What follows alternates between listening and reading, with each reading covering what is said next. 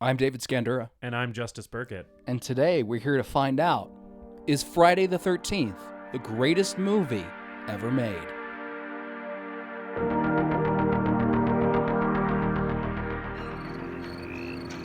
Kill her, Mommy. Kill her.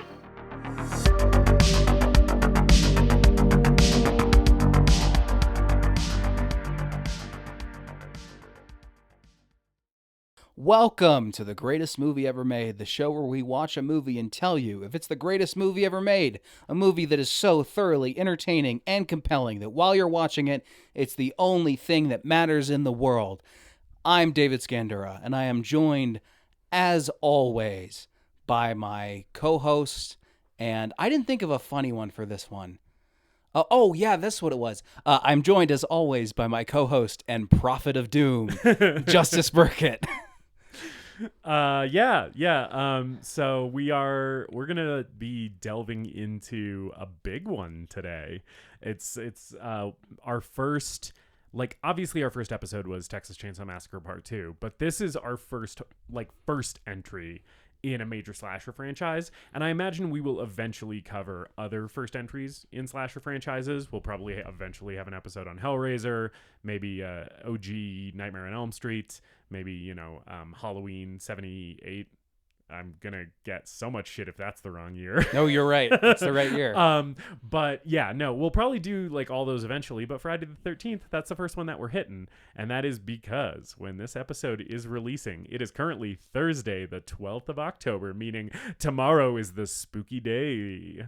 I didn't realize. I guess this makes sense. We're not going to get into the movie yet. Yeah, but this movie actually takes place in June. It's June the 13th, which makes sense because it's summer camp. But in my brain, I always thought that October 13th was the unlucky Friday the 13th. It's definitely the spookiest Friday the 13th, right? Because it's in the spookiest month. And Friday the 13th is already a spooky day because it's supposed to be unlucky and cursed or whatever. So I think Friday the October the 13th is the spookiest option, even though that's not the one that this movie chooses to. And it makes sense because it's a summer camp. You can't have a summer camp open in October, especially in New Jersey. Yeah, I don't know why I thought that. Yeah. But yeah, whenever I see goth girls oh my God, this month has a Friday the 13th. And goth girls, I love you. Thank you for your service. I'm always braver than but the it's troops. not October. Braver than the troops. How you doing, Justus? I am doing well, David. I have had a little bit of a stressful week as usual, it feels like lately. Just a lot of balls in the air, lots of stuff going on. But feeling pretty good today. I did want to mention a thing that brightened my week, which is there is a lady on the route that I walk my dogs.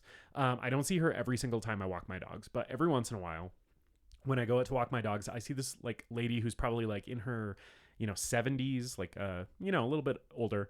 And she's always carrying a mask, a COVID mask, right? So clearly she's still worried about coronavirus in 2023, as she should be, as is prudent to be, because the super flu has not ended and it is still out there and spreading. So go get your boosters and stuff, friends. But yeah, so she's always carrying around a mask. And I see her walking my dogs, and she completely ignores me. She does not look at me. She does not address me. She doesn't speak to me in any way. And she will direct all of her attention when I walk by her to my dogs.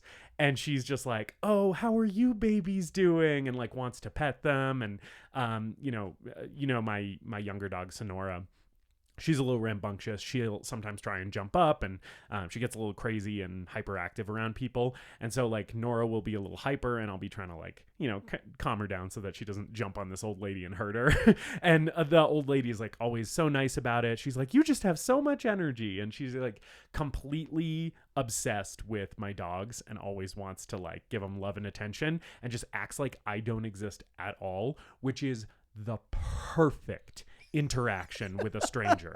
That is how I wish all interactions with strangers would go, where they would just pretend like I don't exist, like they're just completely looking right through me, and the only thing that matters in the universe is my dogs. Like, if you're out there and you run into a stranger with dogs on the street, odds are this is how that person wants to be treated as well.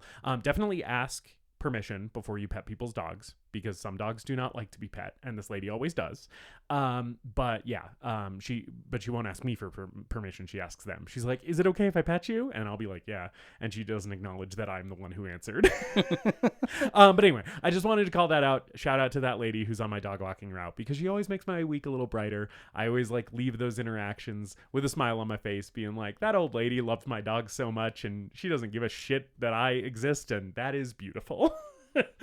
I think it's wonderful. Yeah, I also have to ignore your existence for a good 30, 45 seconds every time I come over to your house, because Jill is huge and Sonora, like you mentioned, is so full of energy and jumps on people and just wants to be their friend.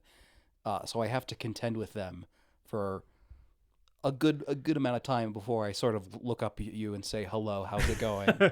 At least Jill's not trying to bite you anymore. She's not trying to bite me anymore. Jill is, for those who don't know, Jill is very much kind of a herding dog, where it's a herding behavior, where if you come over and you move, she will try to bite you or nip at you or bark at you.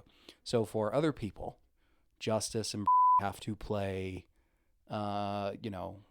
servants and get things for them, because if they get up, Jill will do that. Unfortunately, we can't pee for you. So if anyone ever comes over to our house, that's the one time that we can't really keep her in check, is if someone gets up to pee and she goes after them, then we just have to control the dog, because we can't run an errand in that circumstance. Yeah. And I had that experience for the first few visits that I had.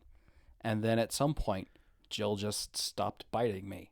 Yeah, it took maybe 7 or 8 times of you being over here, maybe even more than that. But she does take a long, long time to warm up. She was a rescue, and she grew to adulthood just wild. And so she has some behavioral stuff that is probably related to just growing up completely wild and feral. People would be like, "Can I pet your dog? Is she friendly?" And I'm like, no, not really. She actually is sort of antisocial, in fact. But she is always nice to that old lady. I think that old lady's just got good vibes. So yeah. Anyway, and Jill, in Jill's defense, she's a sweetheart. You just have to kind of get through those first few meetings. Yes, it's true. It's true. Once you're on her friends list, she just wants you to pet her nonstop. And she just becomes a huge teddy bear. Yeah. So she is a very sweet dog. She just takes some warming up. Anyway, so yeah, that's my week has been going okay. Dog walking, lady interactions is a high point. But yeah, and then for stuff that I've been enjoying this week, this is our second episode of our now officially titled Halloween Horrorthon. Halloween Horrorthon. So the month of October, as we said in the last episode, Prince of Darkness, we will be covering all horror movies throughout October because it seems appropriate. We're titling that the Halloween Horrorthon. And I mentioned last week that a thing that I'm going to be doing during the Halloween Horrorthon is doing some spooky media recommendations. So my spooky media recommendations for this week of October, the week ending in Friday the 13th, or at least work week ending in Friday the 13th. My spooky recommendations this week are for podcasts. I want to shout out the podcast Please Leave. It's called Please Leave Podcast. It's little short horror stories. Most of them are under an hour, so they're pretty easy to just throw one on in the car or whatever, or while you're cleaning, folding laundry. And some of them are legitimately pretty creepy and good. They give me old school creepypasta vibes, a story that you would find on a weird forum when you're on the internet too late in 2006. You're up in the middle of the night on some weird forum and there's some creepy internet story. A lot of them have that vibe. And I love that shit. I love creepy pasta shit, and I love horror podcasts, and Please Leave is doing some great work. So I wanted to shout them out. As far as albums are concerned, it's not as like dark and ooky spooky as the Funerals album that I called out last week. However, I do want to shout out my friend Ben's band Tusk. They're a Minnesota-based metal band, and they released an album recently called The Anachronaut, and I would recommend you go give that a listen, because even though it's not like Halloween-y necessarily, it is still metal music, and so it's still like heavy music, and I feel like still fits the spirit of October. And then for movies, I'm going to recommend that anybody who hasn't seen it before, check out the movie The Autopsy of Jane Doe. It's one of my personal favorites. I love that movie. I think it is underrated. Anyway, so those are my creepy media recommendations for this week of the Halloween Horrorthon. David, how are you doing, my friend? Well, I just told you before the recording. So yes, but that wasn't on mic. So for our listeners, how is David doing? I will not rehash the whole conversation that Justus and I just had off mic. I'm in my first. I think I announced this last time. I'm in my first play production, basically since my high school and college years, and just finding it very stressful, and adding a lot of time into my personal life that I previously did not have occupied. But I am having a good time with it. It's just it's going a little bit rougher than I initially thought when I accepted the offer for the role. It's for Two Noble Kinsmen, Flagstaff Shakespeare Festival. I'm stressful. I've been stressful, but I'm trucking along. I reinstalled Skyrim, and I played a bunch of Skyrim last night. Fun. I have not played a lot of Skyrim. Skyrim is a game that I have started many times, but never really committed to. I started it on like other people's. If I had a roommate that had it on their Xbox or something, I would start it there and play for a little while and lose interest. Mm-hmm.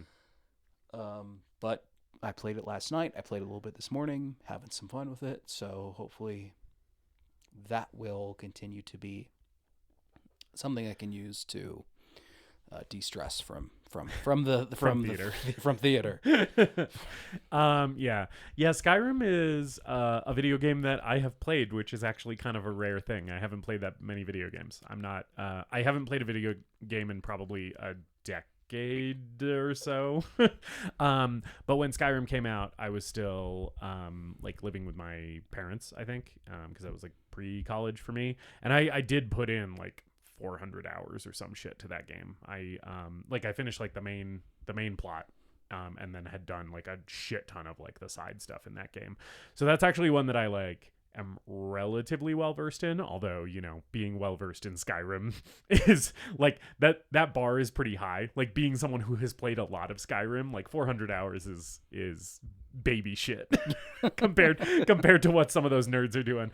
All respect to Skyrim nerds, because my little brother, who I love dearly, is one. But yeah, you can do a lot more than I've done in that game, but I'm at least familiar with it, and I remember it being a lot of fun. So I'm glad that you're delving into that world, though. The world of the Elder Scrolls. What's the name of the fucking world in the Elder Scrolls? Is it Tamriel? Tamriel, yeah. Or is that? No, I think it's Tamriel, right? I couldn't remember if that was the name of the realm that you're in Oblivion or not. Oh, I don't know. But I don't know. Yeah. Because I've had both games. I've played both games, but I've played a little bit of Oblivion. I've played more of Skyrim, but like I said, it's like I kind of get a few hours into each character and lose interest. But yeah, I'm having a good time with it. I'm a level 12 Khajiit. Hell yeah. Cat people. Yeah.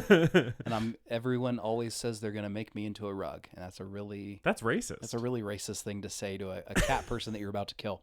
I will do my spooky media recommendations. I will start off by shouting out the Funeral Doom Band of Darkness and their album Missia Tridentia, which is an entirely improvised funeral doom, medieval Gregorian chant metal album that's fucking great. Hell Yeah. Those are words that I love hearing in that order altogether. Yeah, I know I've mentioned it at some point, but if you haven't checked it out, I think you would really love it. I haven't yet, and I must. They're sort of an on and off like side project, and their last album I think was like 2006. So everyone thought that they're not coming back. The members are all involved in other bands, and then during COVID, they found time to rehearse and throw this album together, and it does not sound improvised. It sounds completely planned out and rehearsed and written like any other album would. It doesn't sound messy at all, but it does give it a very interesting vibe, and I enjoy it quite a lot. On the topic of early 80s slashers set at a summer camp. Yes. With gore effects from Tom Savini. Yes. I will shout out the 1981 cult classic slasher film, The Burning, which was actually developed kind of around the same time as Friday the 13th.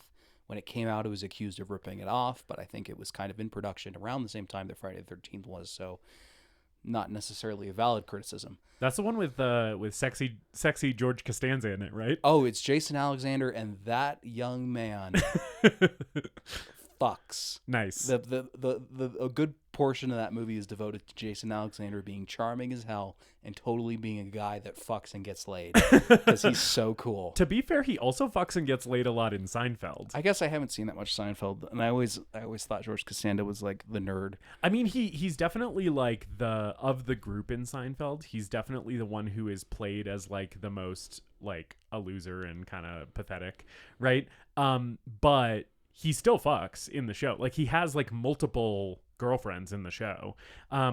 One of my favorite episodes actually is he decides that he's going to combine his two passions, which are having sex and eating food.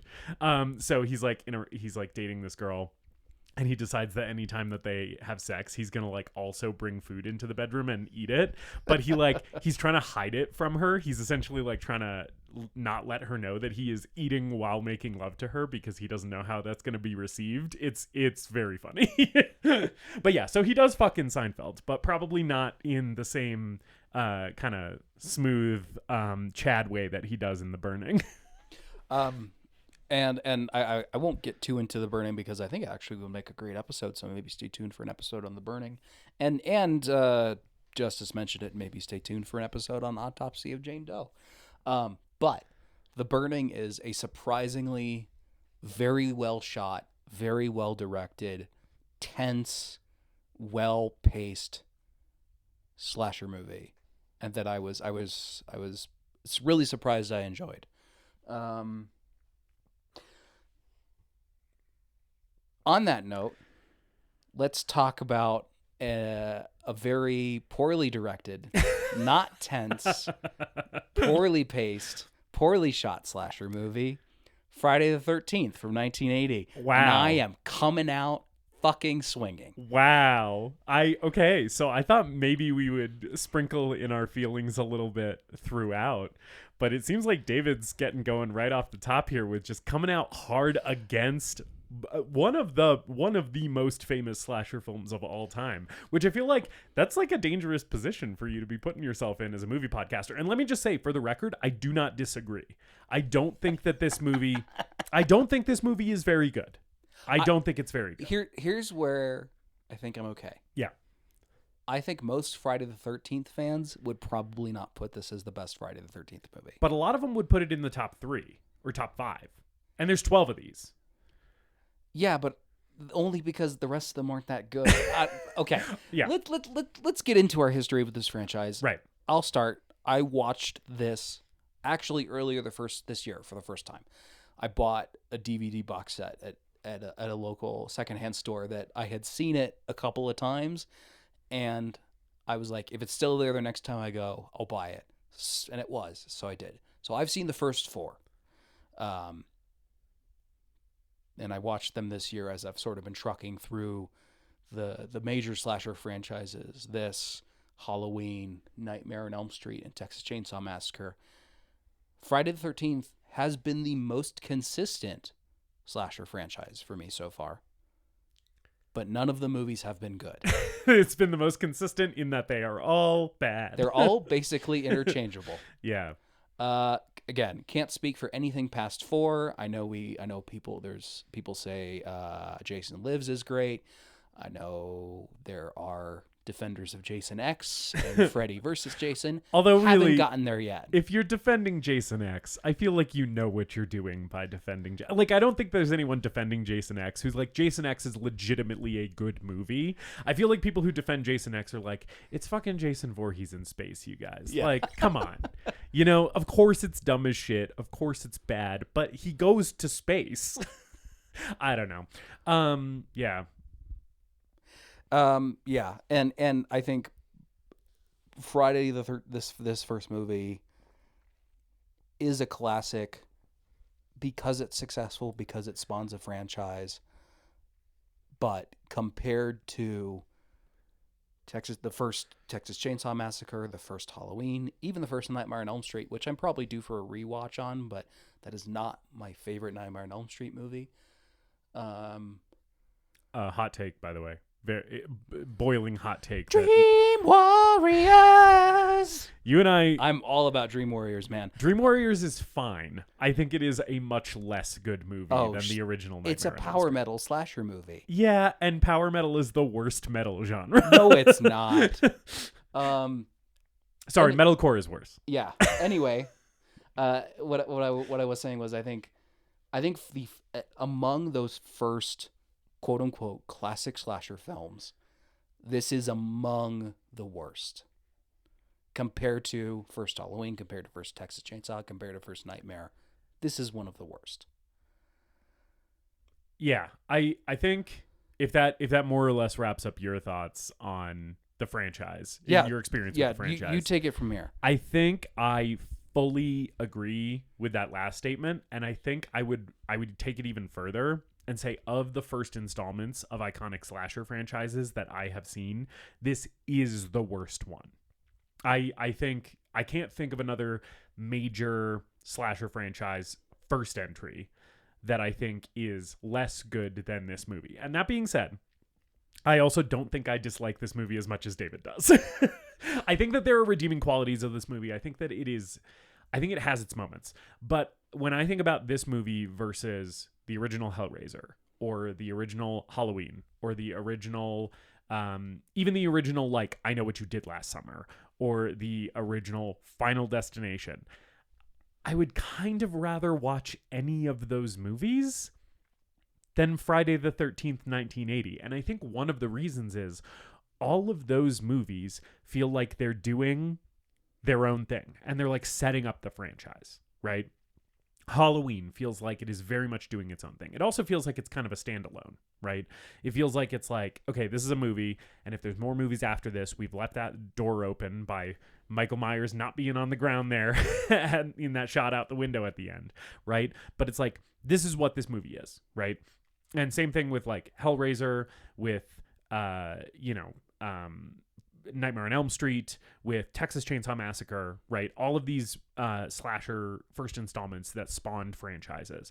It's like, here is the thing of this movie. And we leave the door open for more of this to happen, but like this is the thing with this franchise.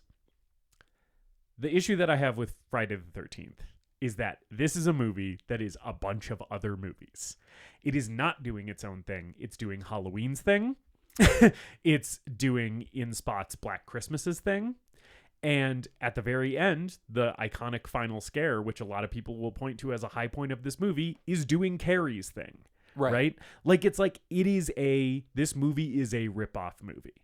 And I think that is partially to its detriment, but is also one of the explanations for why it was so successful. Right?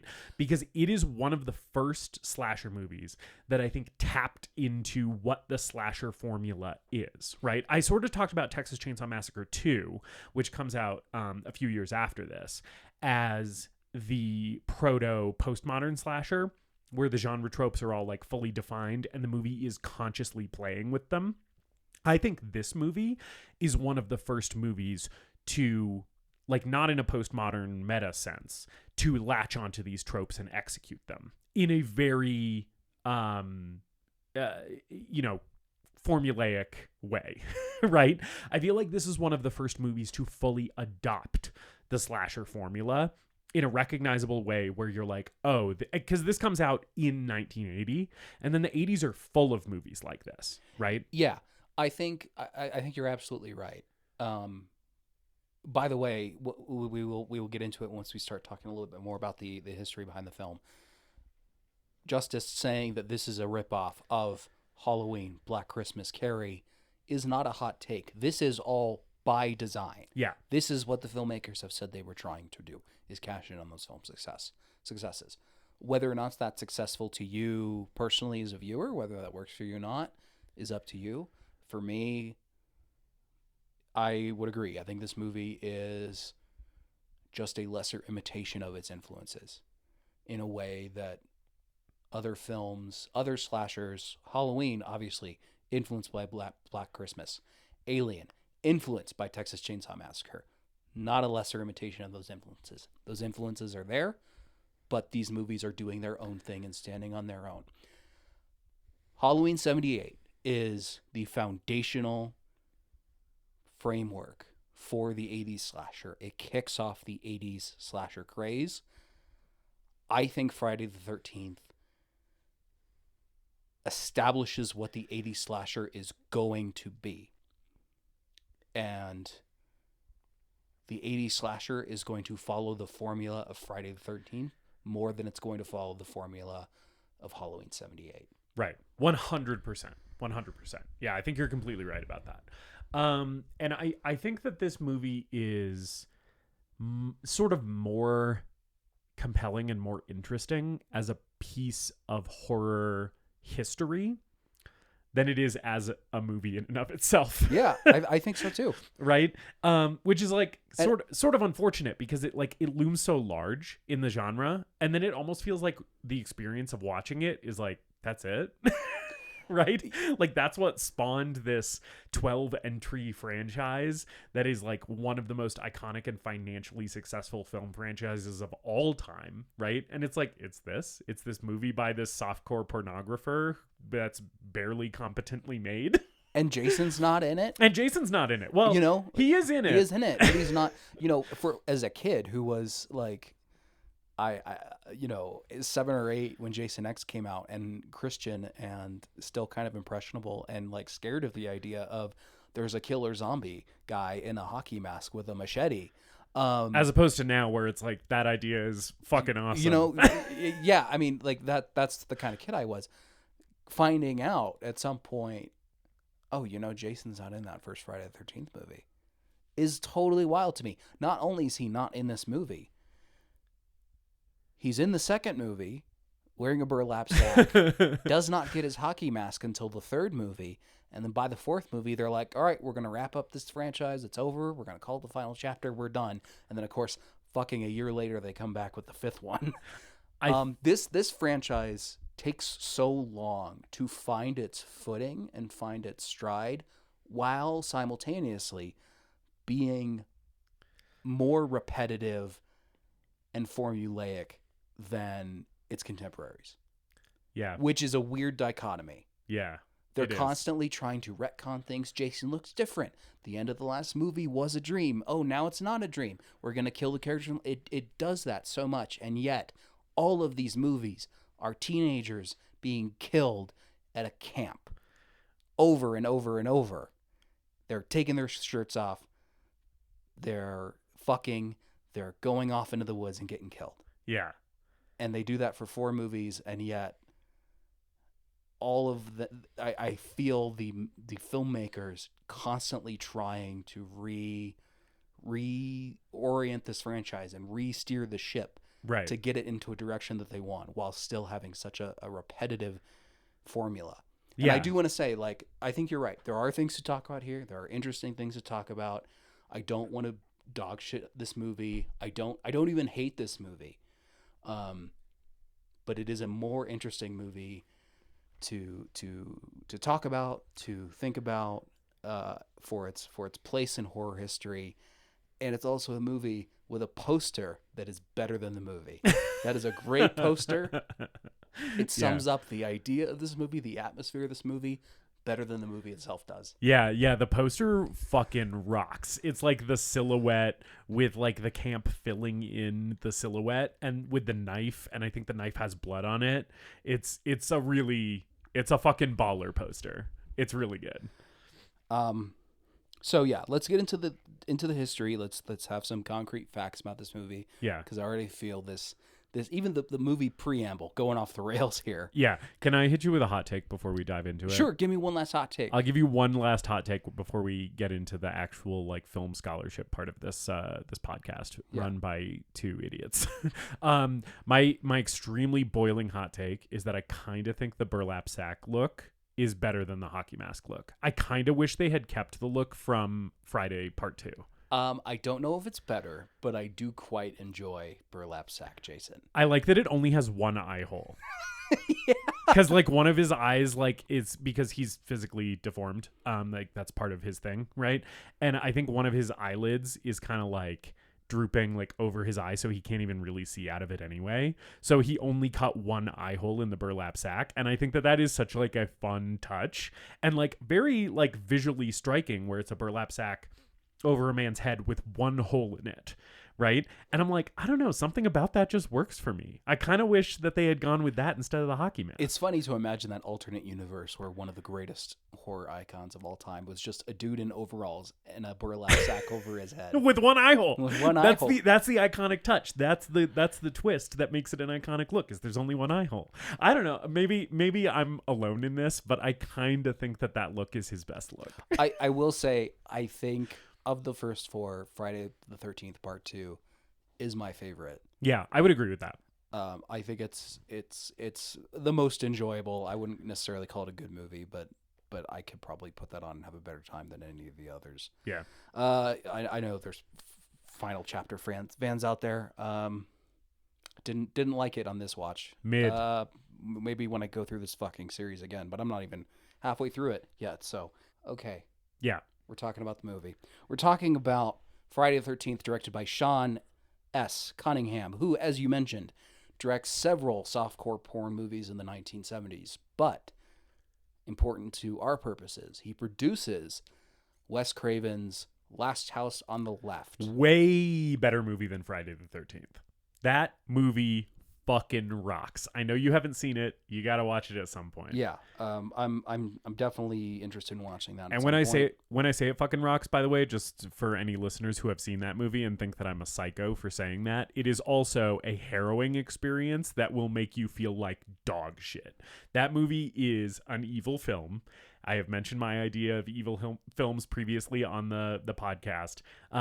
Last House on the Left is fully in the camp of evil film. It is a taxing emotional experience, and it is depraved. But I also like it.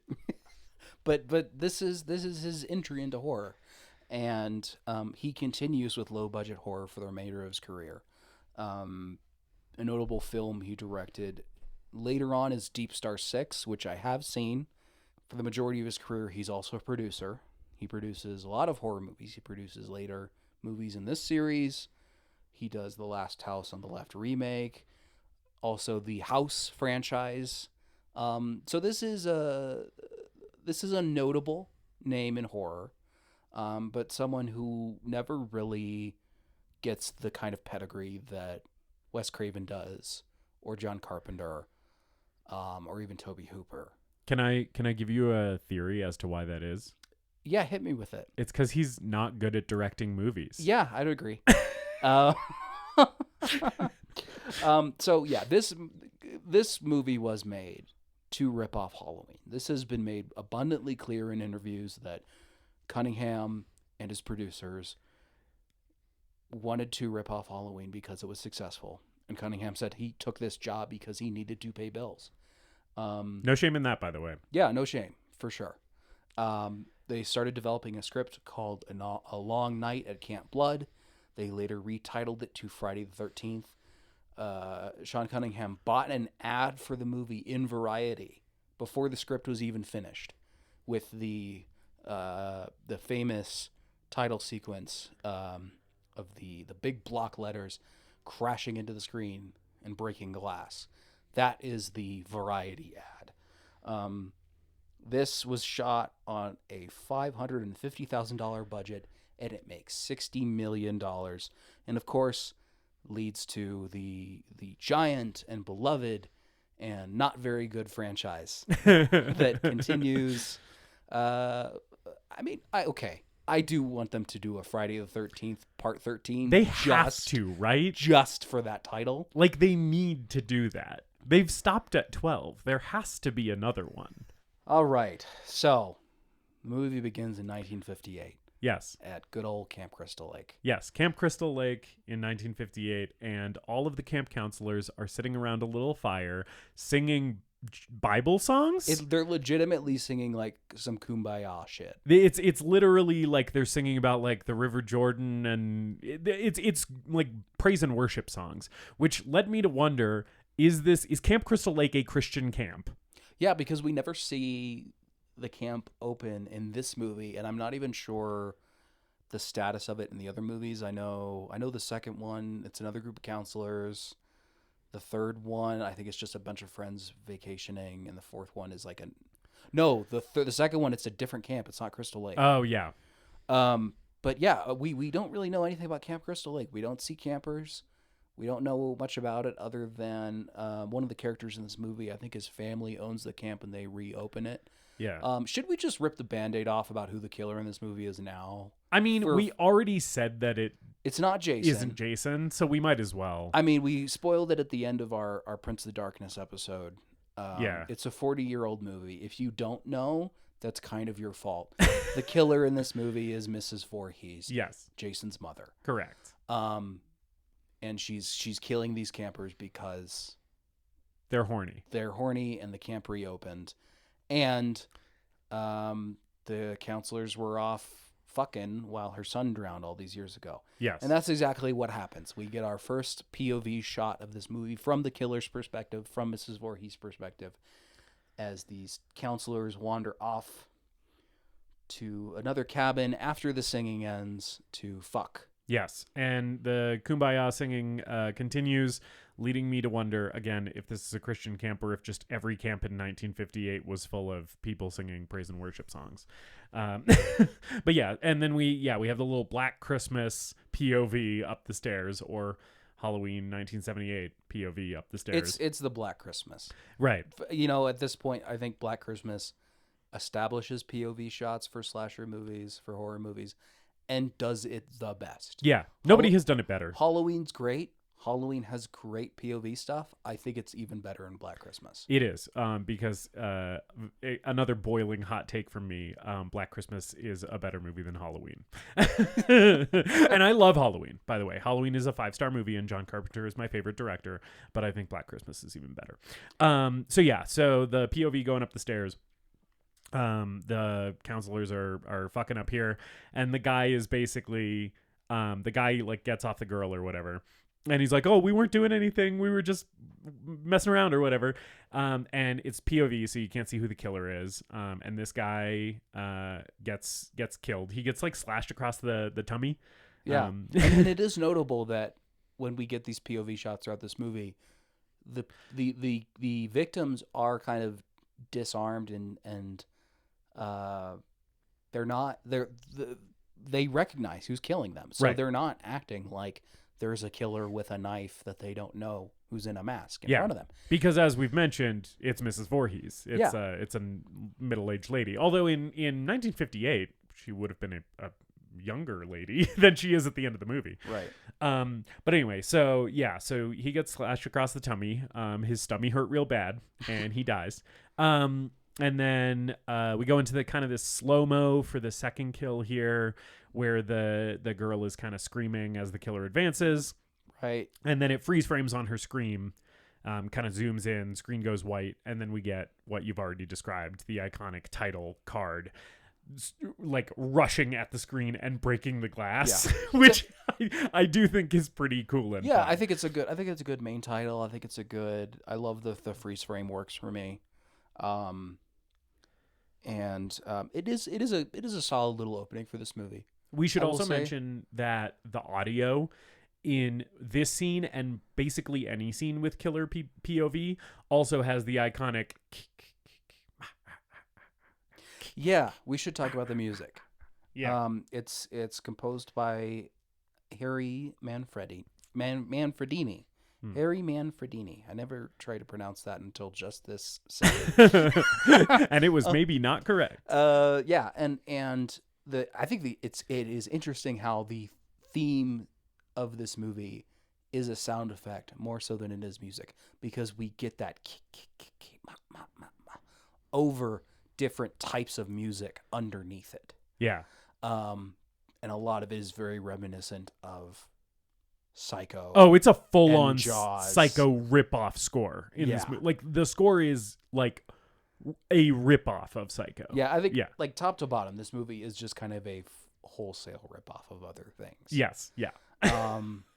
But that all being said, it's effective. It works fine for what it is. I think that the idea that the main theme for this whole franchise is really just a sound effect is kind of interesting. Yeah. And I also think it's one of the more effective parts of the sound design in this entire movie is the ki ma ma ma thing. Yeah. Like, I think it does kind of set the mood effectively, and it is creepy. And the score never misleads the audience except for at the end of the film, which we'll get to. But that is very intentional, that anytime you hear that score, you are seeing things through the killer's eyes. There is a usage of it later that I want to touch on later that I think is really creative and good. Okay. But yeah. And of course, first time it's written in my notes here, Tom Savini, baby. Tom Savini, baby. His name shows up in the credits. He got hired from this based on Dawn of the Dead. And I think this solidifies him as the force that would define gore in horror movies for the decade of the 80s. Yeah. This is the start of that, and we'll get into the effects. I have mixed feelings about these effects. As do I. But I do think this movie is important because I am thankful that this movie helped launch the career of Tom Savini, for sure. Yeah. Yeah. I have mixed feelings about the effects too, but I feel like when watching it, I was also applying the lens of like, this is a master practicing and learning, and this is not the height that he will eventually achieve. Yeah. Right? Like, the effects that Savini puts in this movie, I certainly couldn't do better, and nor could a lot of effects artists of the time, right? But they're not his best work, but it was also early in his career, and I think that that's important to remember, right? Right. And they're also different from the effects in Dawn of the Dead. Mm-hmm. I think the challenges that he was going through with this movie is probably just because these effects are different. They're shot differently compared to Dawn of the Dead. Lit a lot differently, for sure. Yeah. And that's maybe the reason why they don't quite hold up as well as his later work. Yeah. So, present day, June 13th, in this just like super shitty, abandoned ass town. It looks like a tourist town in northern Arizona during a slow season. It's like just the most abandoned a town has ever been. Yeah, there's like this shitty, like, grungy gas station that the character who we meet in this scene, Annie, is walking up to this gas station. She does stop to say hello to a dog. And then, David, I think we are discovering through this podcast a thing that only happens in movies and is maybe like a through line of American cinema that we are discovering through doing this podcast, which is, have you as a person living in the world ever encountered an animal and decided that you needed to check whether it has a penis or not? Have you ever done that? No. See, neither have I, but we've now already, this is only episode 7 of this podcast. We've already covered 2 movies where somebody does this. Matthew Broderick also does this with the horse in Lady Hawk, where he is like, his name is Goliath, and Matthew Broderick checks to see if that horse has a cock. Here, Annie does the same thing with this dog, where she comes up and pets it on the head and is like, "Oh, hey, girl, excuse me, hey, boy," because she's checking to see if the dog's got a dick. Nobody in real life has ever done this, but it seems to be a thing that happens in movies a lot. I'm putting the thread together, and I'm going to track how many more times this happens in movies that we cover, because this is one of those things that only happens in movies. Yeah, we've already just established disgusting shit people on this podcast. This movie has one as well. Yeah, who we'll get to, our Prophet of Doom, Ralph. But I didn't expect that we would be establishing another trend on this podcast so soon, which is checking to see if an animal has a dick. Yes. Or has a vagina. Examining animals' genitalia. I don't know when it will come up again.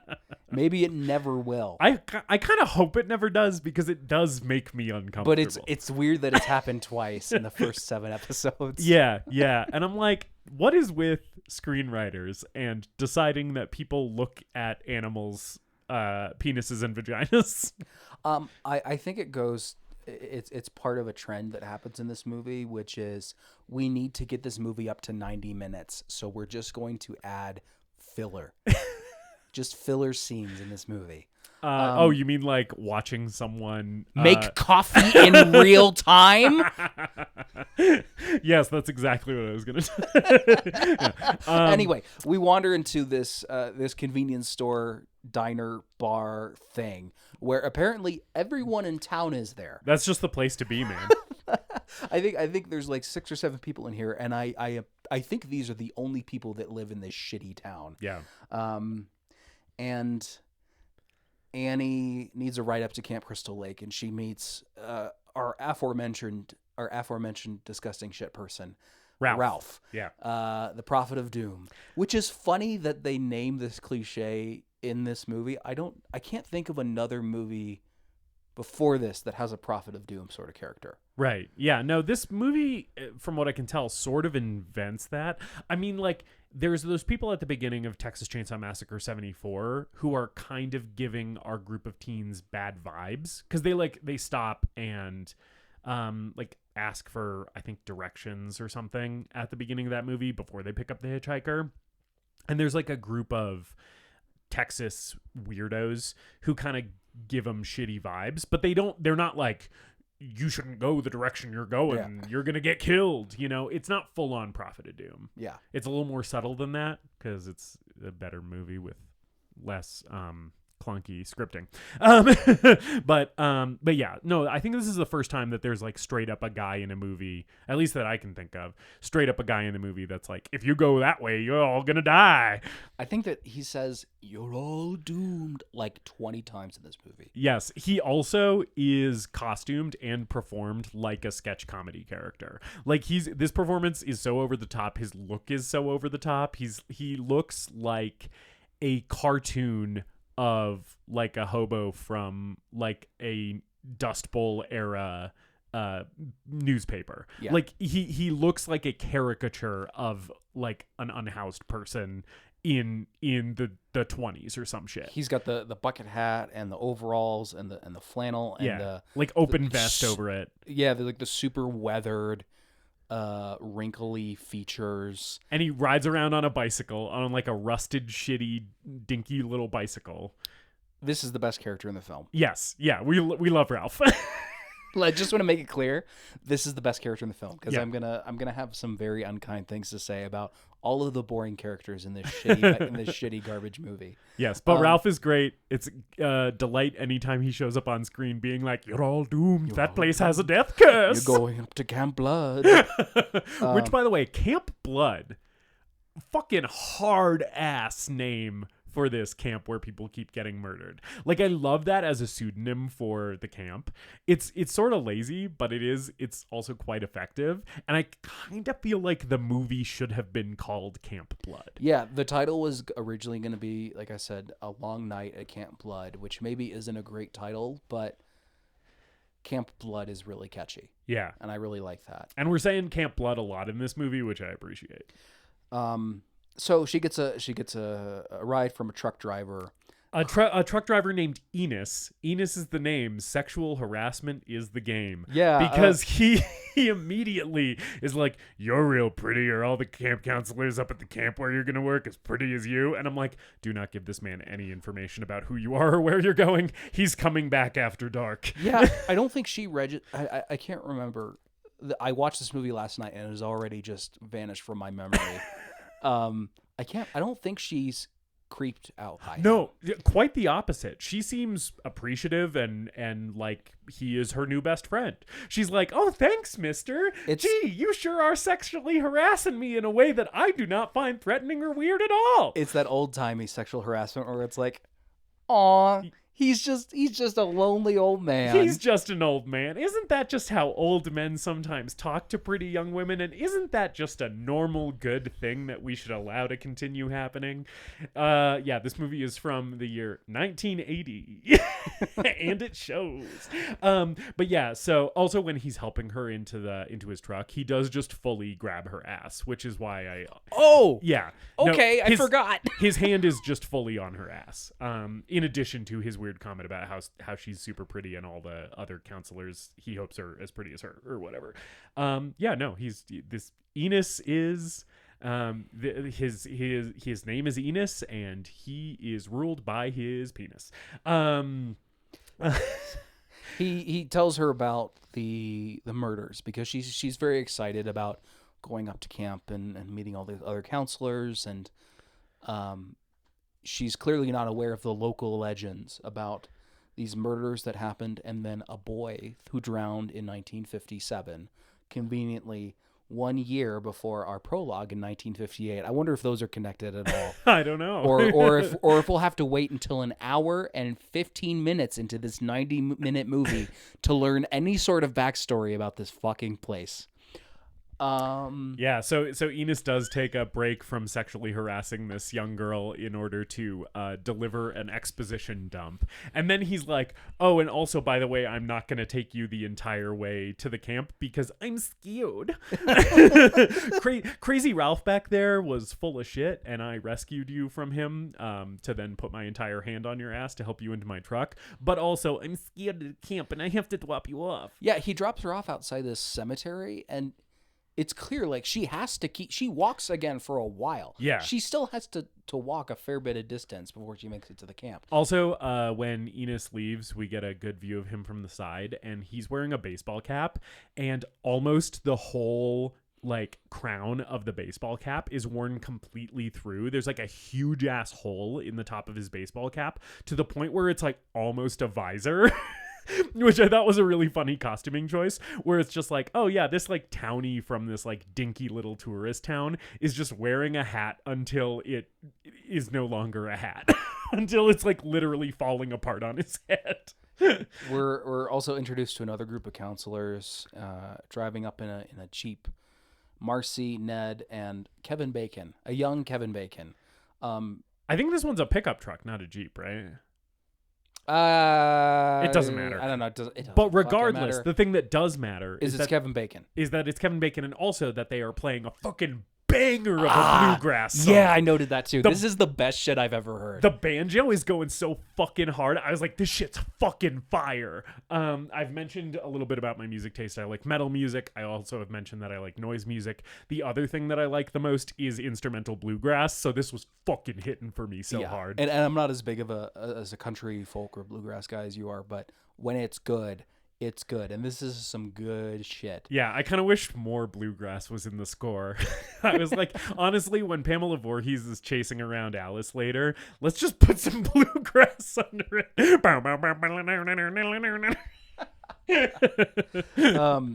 Also, I don't remember Kevin Bacon. I don't remember Kevin Bacon's character's name.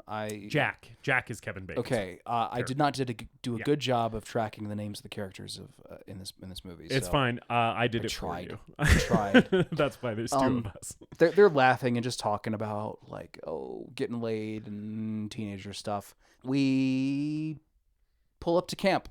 this group of kids ends up at camp. Yeah, we see on the sign that Camp Crystal Lake is established 1935, so this place predates World War II, which I assume is probably normal and fine for a summer camp in New Jersey, but it did strike me with some cognitive dissonance where I was like, were there summer camps before the Second World War? Yeah. That feels like an invention that should have happened after that. Yeah, were we going to summer camp while our boys were over there, right, kicking it to old Adolf? Yeah. It just struck me as weird, but maybe that's just like millennial mindset. Like, no, it strikes me as weird too, but Yeah. I'm not entirely sure why.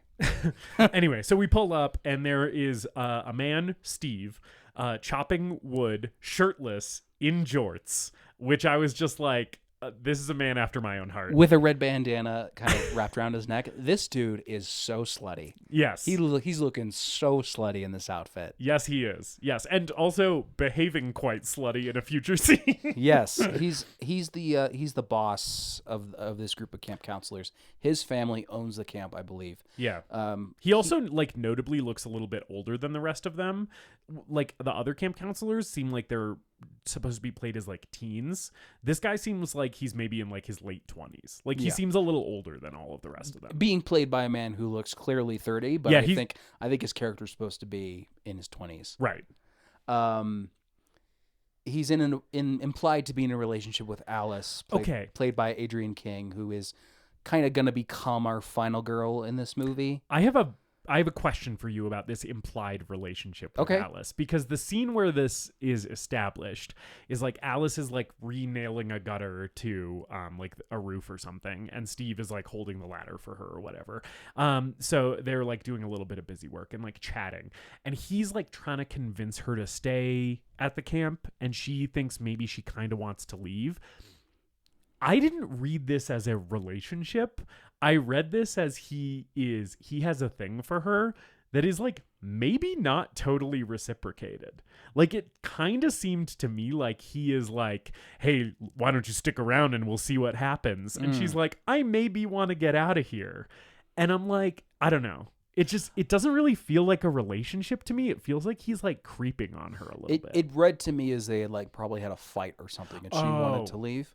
Okay. But that makes sense. There's not a ton of context given for them as characters. So and then for the rest of this movie, she's like attached to Bill the whole time. Well, like, and there's Steve leaves shortly after here to just like go into town. Yeah. And he's there for the rest of the movie until the end of the movie. Yeah, and there's a scene with like Alice and Bill later. It's kind of, to call it a scene is being very generous. There is one shot with Alice and Bill later, when we're all at the lake playing around, where they are laying in the sun really, really close to each other. Like their bodies are touching.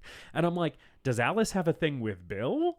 I just watching it this week for this record, I was like, I don't think she is in a relationship with Steve. I think she has a thing for Bill, and he's like trying to move in on her. I don't know. It also doesn't matter because the movie does nothing with any of this. Yeah, it's weird how little this movie explores those teen relationships. It kind of doesn't care about its characters at all compared to other slashers, because other slashers do develop it. Even the other Friday the 13th movies spend a good portion of time on this will they or won't they with the characters in love triangles and such.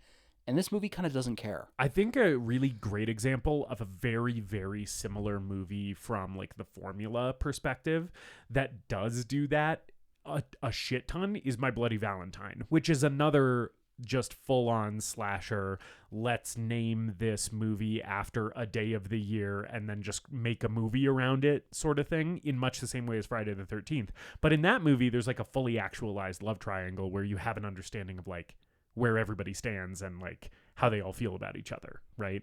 It's just very interesting when like My Bloody Valentine exists to then look at this movie and be like, and there's like the whisper of that in this movie and it's just never focused on.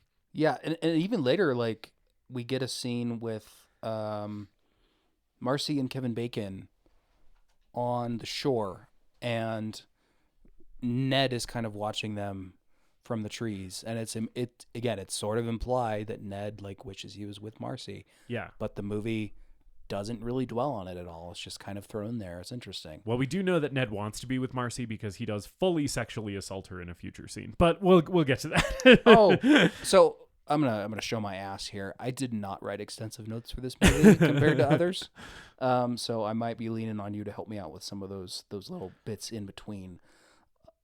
So thank you. We'll get to that sexual assault that I apparently just forgot about. To call it a sexual assault is both accurate, but also makes it sound like it's maybe something different than what you remember. But we'll get there. Okay. So anyway, we meet all of the counselors here.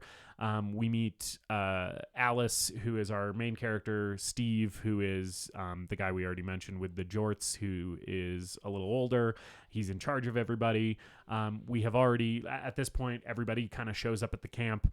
So Jack, which is Kevin Bacon's character, is there. And then these girls, Brenda and Marcy, are there as well. And Ned is there as well, who is the fucking worst. Ned sucks. Yeah, Ned sucks. And Annie has not shown up yet. Importantly, oh yes, we pick up with Ned at the archery range, shooting arrows at, I think, Marcy. It's either Marcy or Brenda. He's shooting arrows at one of them. Yeah. In an attempt to get laid. Yeah, he is trying to flirt with a woman by shooting arrows at her, by threatening her life. She's standing right next to the archery target, and he just shoots an arrow at the target, which was Tom Savini actually shooting that arrow because he was a really accurate archer. Yes. And that does rock. That kind of rocks. Not at all compliant with modern safety standards for a film set. No, probably not a thing that should have been allowed to happen, but it does rock that Tom Savini can shoot an arrow near someone and miss them. Tom Savini, who we do love, I will have to say, does a couple shitty things in this movie. This is one of them, but unlike the other one that we'll mention, this is kind of cool. Yeah. I think I know what you're going to talk about with the other one. Yes. We'll get there when we get there, but he's made a comment about it. We'll talk about it when we talk about it. Anyway, so yes, Ned is trying to threaten the life of a woman to make her horny for him. It does not work. And that's her introduction to him. And then so the counselors are kind of all getting ready for the campers to show up or whatever. Annie isn't there yet. And then I think we cut back to Annie here. Yeah, she gets picked up in a Jeep, and we have a POV shot, and Annie kind of slowly realizes that she's in trouble. Yeah, she gets picked up by a Jeep that we're supposed to remember. It's like a blue-green Jeep. Yeah. The car is somewhat important. She realizes she's in trouble as she's talking to this person, Mrs. Voorhees. Now, I will say, if I picked up Annie and she immediately started talking the way that she does to the person driving this car, which we find out later is in fact Mrs. Voorhees, I would also want to murder her because she gets picked up and she's like, I'm just so excited to work with children. I hate when people call them kids. It reminds me of little goats. And I was like, if I picked up this hitchhiker, I would be like, I'm stopping this car now. Get the fuck back out of my car. I will not be listening to this for any amount of time. Yeah, you can walk the rest of the way to the camp. There was a tangent from my college experience. I was a secondary education major, so high school, middle school. And I had friends who were in the elementary ed program. This girl has big elementary education vibes. She is just so ready to work with kids. She's so perky and so happy and so full of life, and she just needs to have the crushing realities of the world thrown down upon her. I will say, teachers are heroes. I do love them. Elementary school teachers are doing such a hard job and such an important job. That being said, save that energy for the kids. Yeah. Don't bring that shit. I don't need that in my face, man.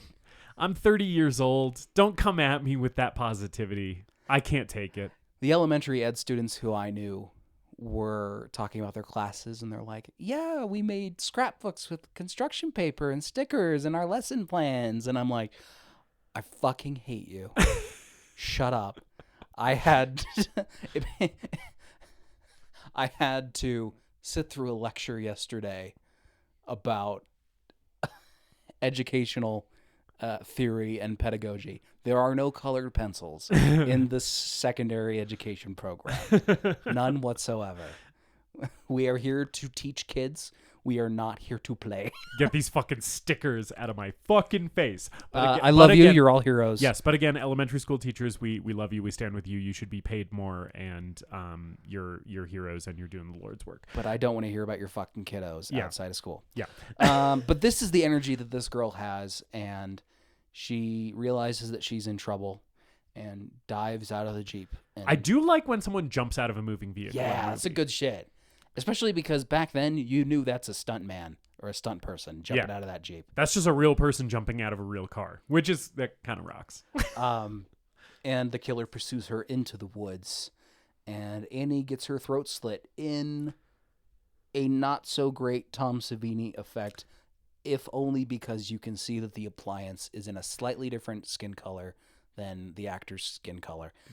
Even on my shitty DVD, I can tell. Yeah, and this is the problem that I have with most of the effects in this movie, is that the like applique that they're using for the effect doesn't match the skin tone of the actor. It happens here. It happens later with the Kevin Bacon kill, and I think it also happens with the axe to the face later. In all of those, you can see the edge of the makeup where the skin tone of the makeup doesn't match the actor's actual skin tone. Yeah. And it's unfortunate all three times that I noticed it, where I was like, Tom Savini's such a master. Otherwise, this effect actually looks pretty great. It's just, it takes you out of the reality of it because you can tell where the makeup ends. Yeah. You know? And I like Annie being killed so early in the film. Yeah. This is a pretty clear callback to Psycho. It's one of the callbacks in this movie that works for me and that I didn't expect. Yeah. And it's not done nearly as well as Psycho, but nothing is.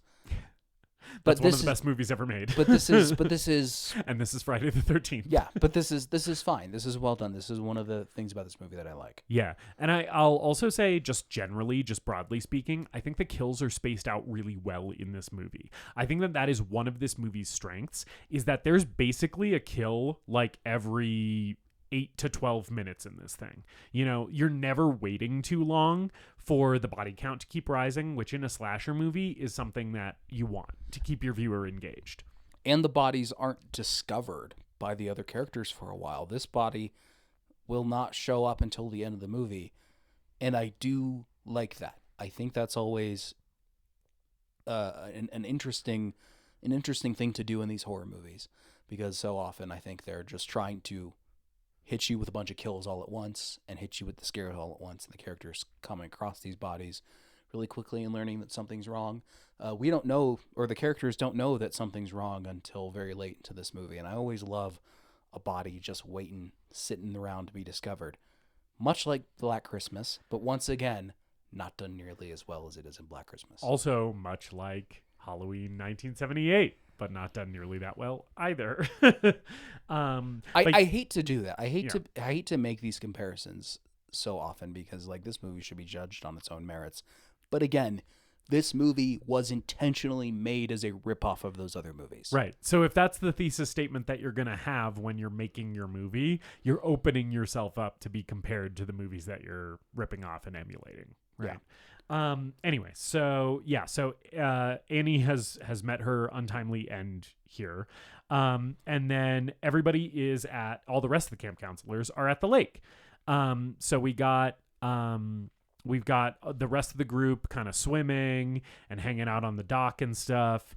And this motherfucker Ned, he starts drowning, right? He pulls a classic pretending to drown gag. Yes. What a comedy genius. What a goofball, right? So he's pretending to drown, and for the purposes of the movie, we don't actually understand that he's pretending at this point.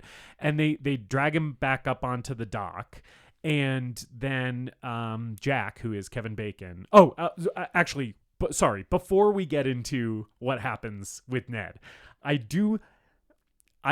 feel compelled to call out that when they realize that Ned is drowning, Jack, who is Kevin Bacon, runs over to Alice and Bill, who, as I mentioned before, are laying suspiciously close to each other for people who are not romantically involved. And when Kevin Bacon runs up, there is a shot from essentially like Alice's eye level, and she's sitting and Kevin Bacon is standing.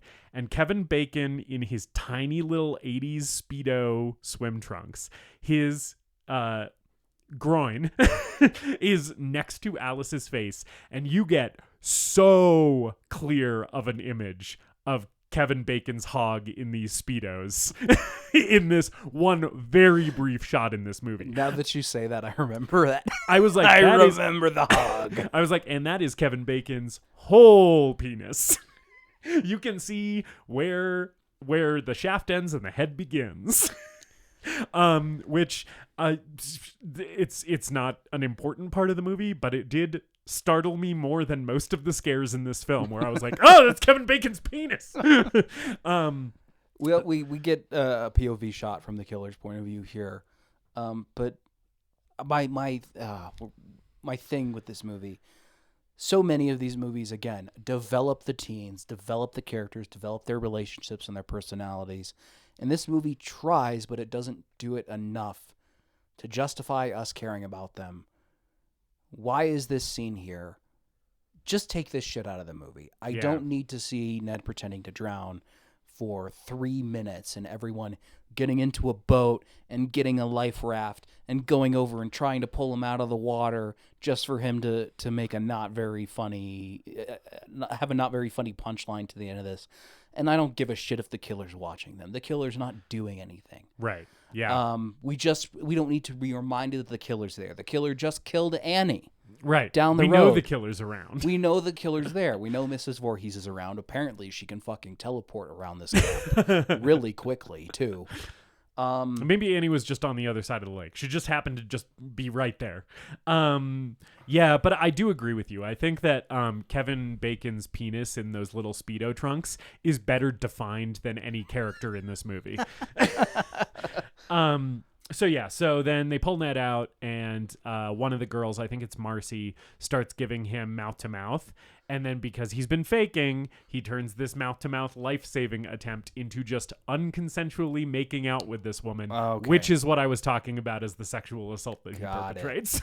Because he is just fully, just unconsensually locking lips with this girl. And then everybody's like, oh, you're so silly. And I'm like, he should be in prison. And then the next scene, he's jumping around with a Native American headdress on and making offensive noises like an idiot. It is so racist. I really hate him. He sucks so fucking bad. And you know what? We might as well just talk about this now. You know what? This movie, I cannot forget.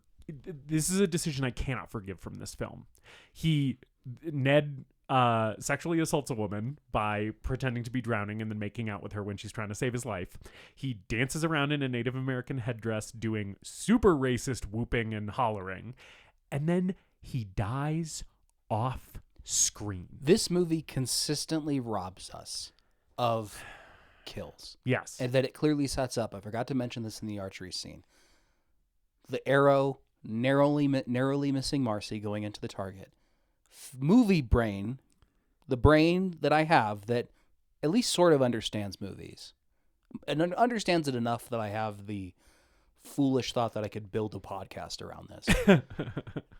Sees that and goes, oh, she's going to get killed at the archery range. And she does. Yep. Completely off screen. Off screen, which what the fuck are we even doing here? And I appreciate the on-screen kills in this movie. I think a few of them, despite the effects maybe not being Savini's best work, I think some of them are pretty good. Savini has a couple bangers here. Yes. However, if you're going to make one of these characters the most annoying fucking person I've ever met, or make another one of the characters walk around the archery range and have a fake out scare associated with her being there, and then you kill both of those characters off screen, you are literally robbing me of my expectations that you gave me. You know, like you, the movie, told me this dude fucking sucks and you should be excited to watch him die.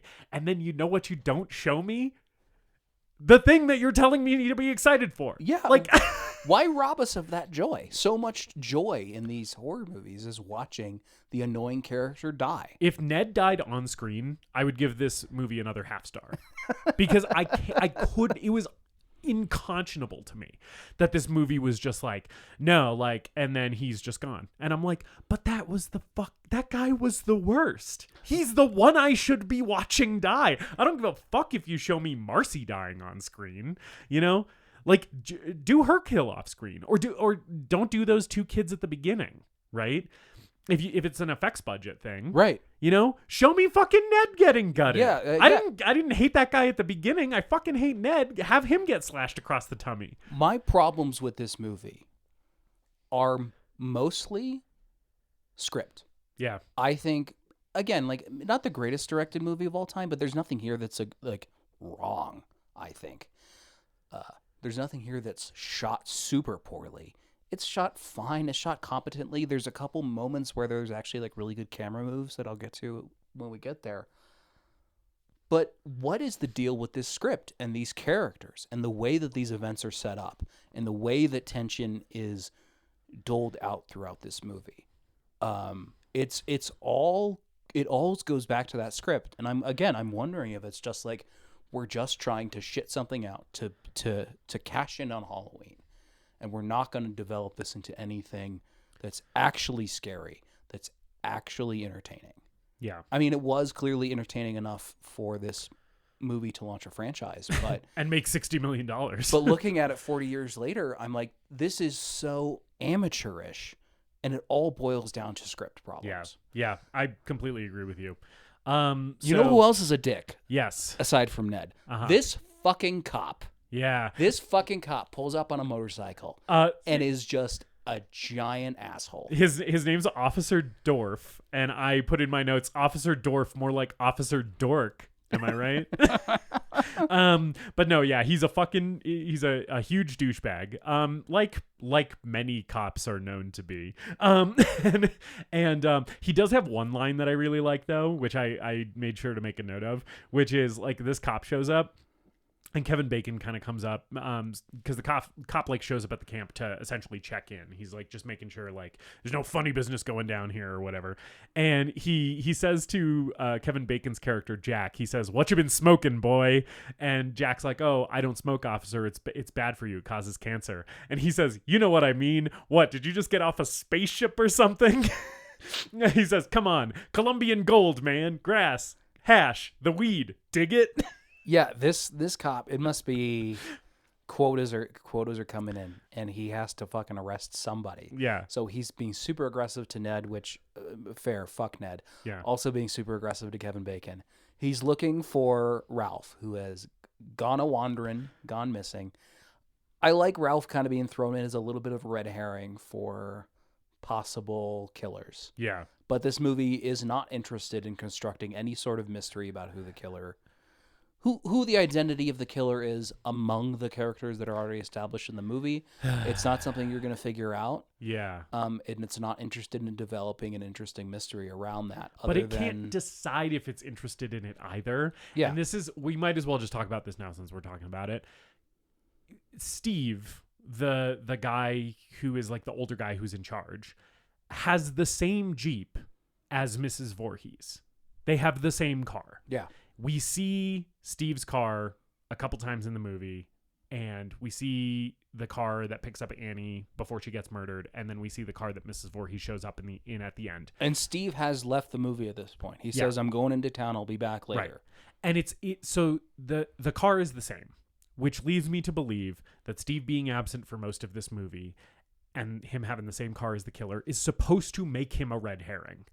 And the movie doesn't do anything to flesh that out further, because it totally undercuts itself when later in the movie, after everybody has been being killed and like while people are being killed, we then show Steve at a diner in town where he's clearly been hanging out for a while.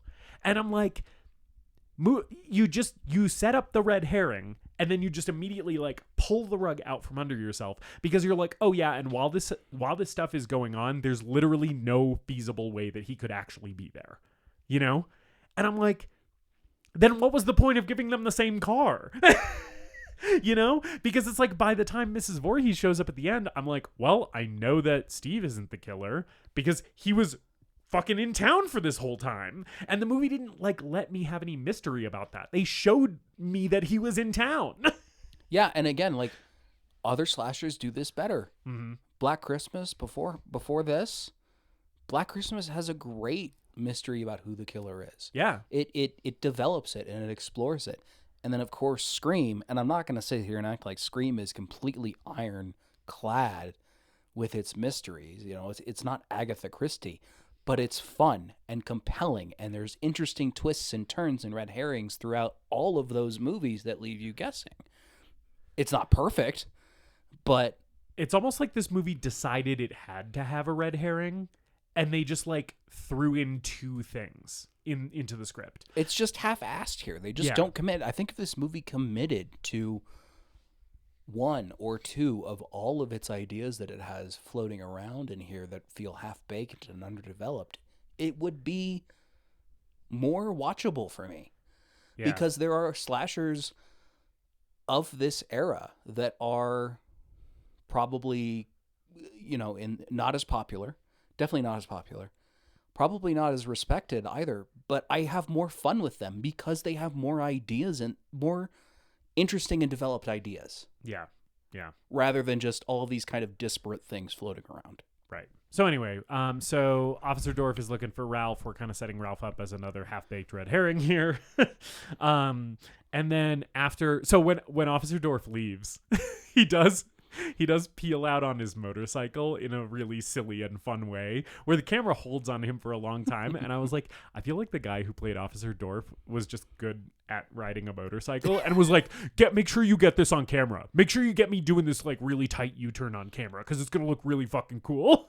Yeah, I bet he loved that role. He got that part and was like, I'm going to own this. Yeah. We also skipped past it because it's before Officer Dorff shows up, but we should talk about the snake. Did we talk? We did miss the snake. Oh my God. Yeah, we didn't talk about the snake. Alice finds a snake in her cabin. Yeah. Bill's outside with a machete. A few of the kids come in and they tear the place apart looking for the snake. They're smacking their pillows around trying to kill a snake with a pillow, which is kind of funny. And then we kill the snake on camera with a machete. This is something that Tom Savini came up with. It was not in the script. He was sleeping in his cabin because he was staying at the camp. This was an actual camp they shot at. He was sleeping in his cabin, and a snake got in to his cabin, so he decided to write this scene. He made it into a scene, and he killed a real snake on camera. Okay, so Tom Savini has addressed this on his official Twitter account. He has commented on this officially. And the story about him coming up with the scene is true as far as I can tell. However, he disputes that he was both on set and the one who killed the snake. On his Twitter account, he says, I wasn't there that day and I didn't do it. Okay. He has said that officially. And I'm inclined to believe Tom Savini because I like the guy and like the movie that he has done on other movies. Is he also potentially just trying to do damage control because this is a story that does not reflect particularly well on him? I don't know, maybe, right? But it is a thing that he has commented on, and he has said, I wasn't there the day they killed the snake, and I am not the one who killed the snake. Okay. But regardless, it was his idea to put this in the movie. So Tom Savini for sure shot an arrow at an actress, which was really shitty, but also kind of cool. Yeah. And Tom Savini may have killed a snake on camera, which was really shitty, but not in a cool way. Yeah, it really bums me out that we see an animal actually get killed in this movie.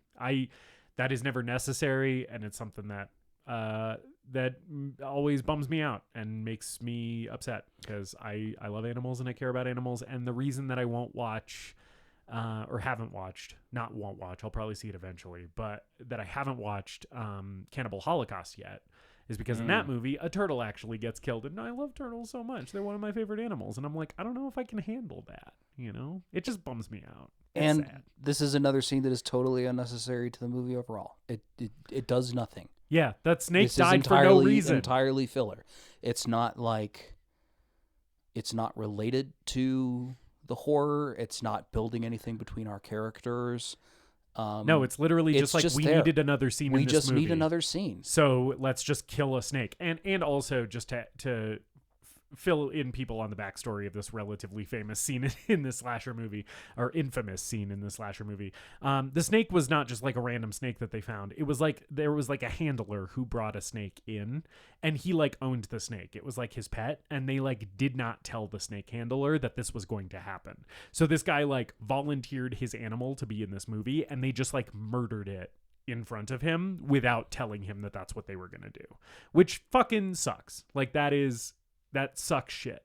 And even if Tom Savini was not like directly involved in the filming that day, Sean S. Cunningham sure as shit was. And I'm like mad at him for allowing this to happen in his movie. Because it's like, that's cruel and evil, you know?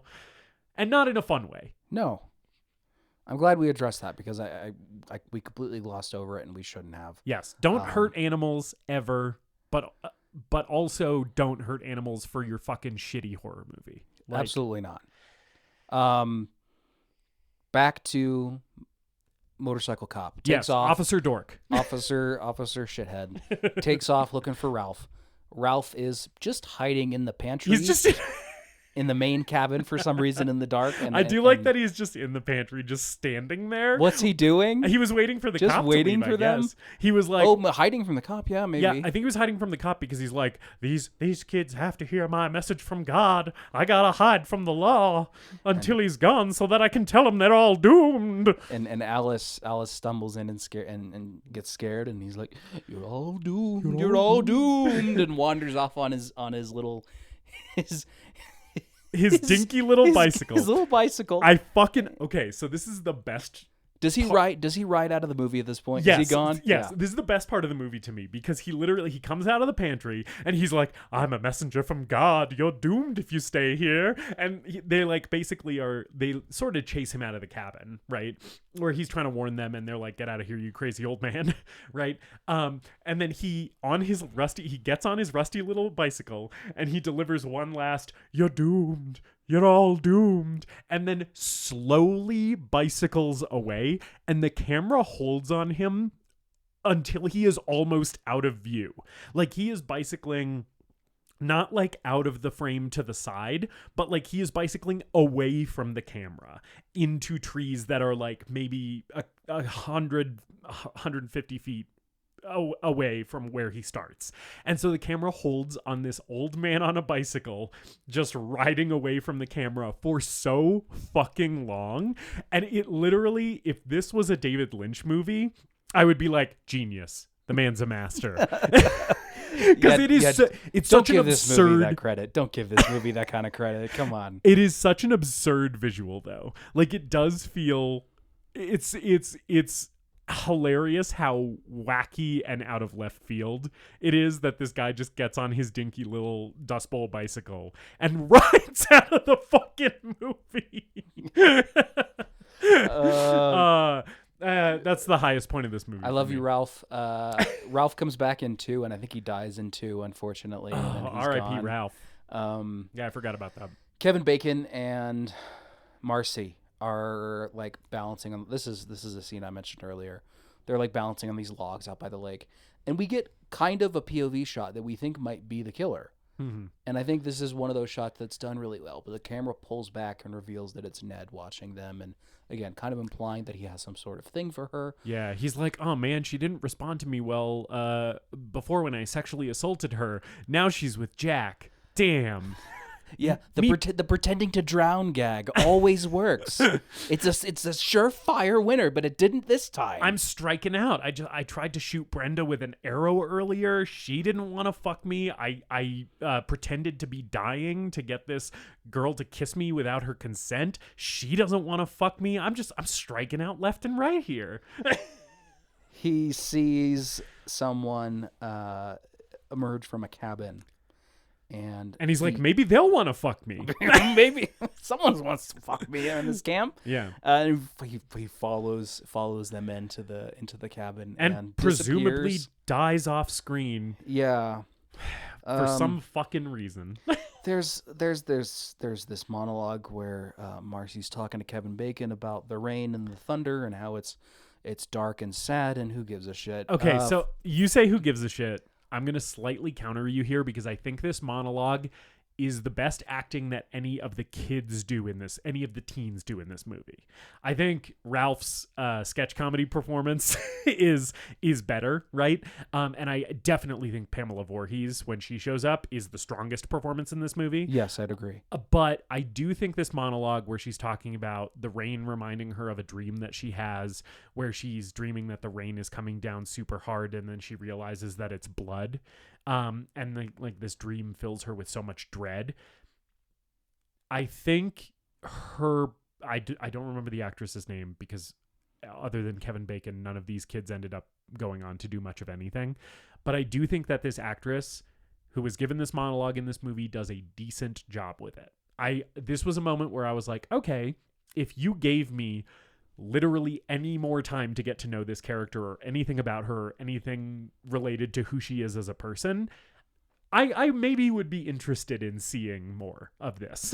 You know? Yeah, and I'll say the actors in this movie are not great, but they are doing the roles as written. I just think the writing sucks for a lot of these characters. That doesn't necessarily mean that the actors are doing a bad job here. Yeah. Yeah, and let me clarify. The monologue that she delivers is poorly written. It's not a good... It could be cool. Yeah. It could be cool in this movie. We could have a cool, ominous moment here, and that's what the script is clearly trying to do. Yeah. It's just not done well. No, it doesn't really work, but I did want to call out, I think that her delivery of this pretty bad monologue is good. And I think she's doing a good job with it in this scene. I was like, that is a good take of this actress delivering this dialogue, even though the dialogue is not good. So if you're listening to this podcast and you played Marcy in a little film called Friday the 13th back in 1980, good job on that monologue. Also, reach out to us. We'd love to have you on the podcast. Yeah. And while she's delivering this monologue, Kevin Bacon doesn't have any fucking clue what to do with his face because this is such clunky scripting. So he kind of is just looking at her like he is horny for her and wants to fuck her, because I assume that that's the only direction about his character that he got. And it was pretty funny because that leads to this scene essentially being like her delivering this monologue about this terrifying nightmare that she has, and him being like, "Oh babe, it's so hot when you talk about blood rain." Yeah, and it is gonna rain, and they do just go inside to have sex. Yeah, that's kind of where they are for the rest of the movie before they get killed. Yeah. And then so they are in this cabin. Meanwhile, while they're off starting their hanky panky. Oh, I do want to note. Yeah. Kevin Bacon lights a candle and puts it on the bedside table. That's a fire hazard. Oh yeah, these cabins are all made of wood. Fucking They're hazard. like log cabins. And the way I fuck. no, listeners, note this. The way I fuck, that candle's getting knocked over, and that cabin's going up in flames. Way that I fuck. That's more information than I ever needed to know about my podcast co-host as a sexual partner. Maybe we'll cut this. This podcast has kind of gone off the rails a few times. No, already. I don't think we're gonna be cutting it. Oh, yeah. But still, you bump that table, you're burning the forest down, and you with it. I think we're getting like a little bit more loose today because I didn't mention this earlier, because the Podmaster is not actually in the room this time. So the Podmaster's not feeling well today. She woke up with like a cold or something. We hope she feels better, but she didn't feel up to recording today. But just to stay on schedule with releases, we wanted to still record the episode today. So I'm acting as our Podmaster today, which is why this podcast maybe doesn't sound as good as it normally does if I didn't do a good job. So, sorry. And it's also why our commentary may be slightly more unhinged as usual, because we do not have her judgmentally looking at us after we say a dumb thing every 5 minutes. Yeah, we don't have her grimacing in disgust at our commentary, so that's why David's talking about knocking over candles while he rails ladies. Yes. So Jesus Christ.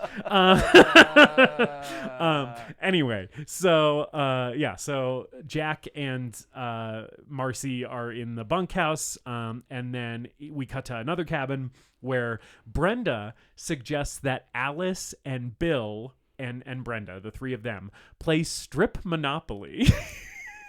Which this is the only time I have ever encountered in a movie or in real life the idea of strip Monopoly, and I wonder if this is Brenda angling for a three-way.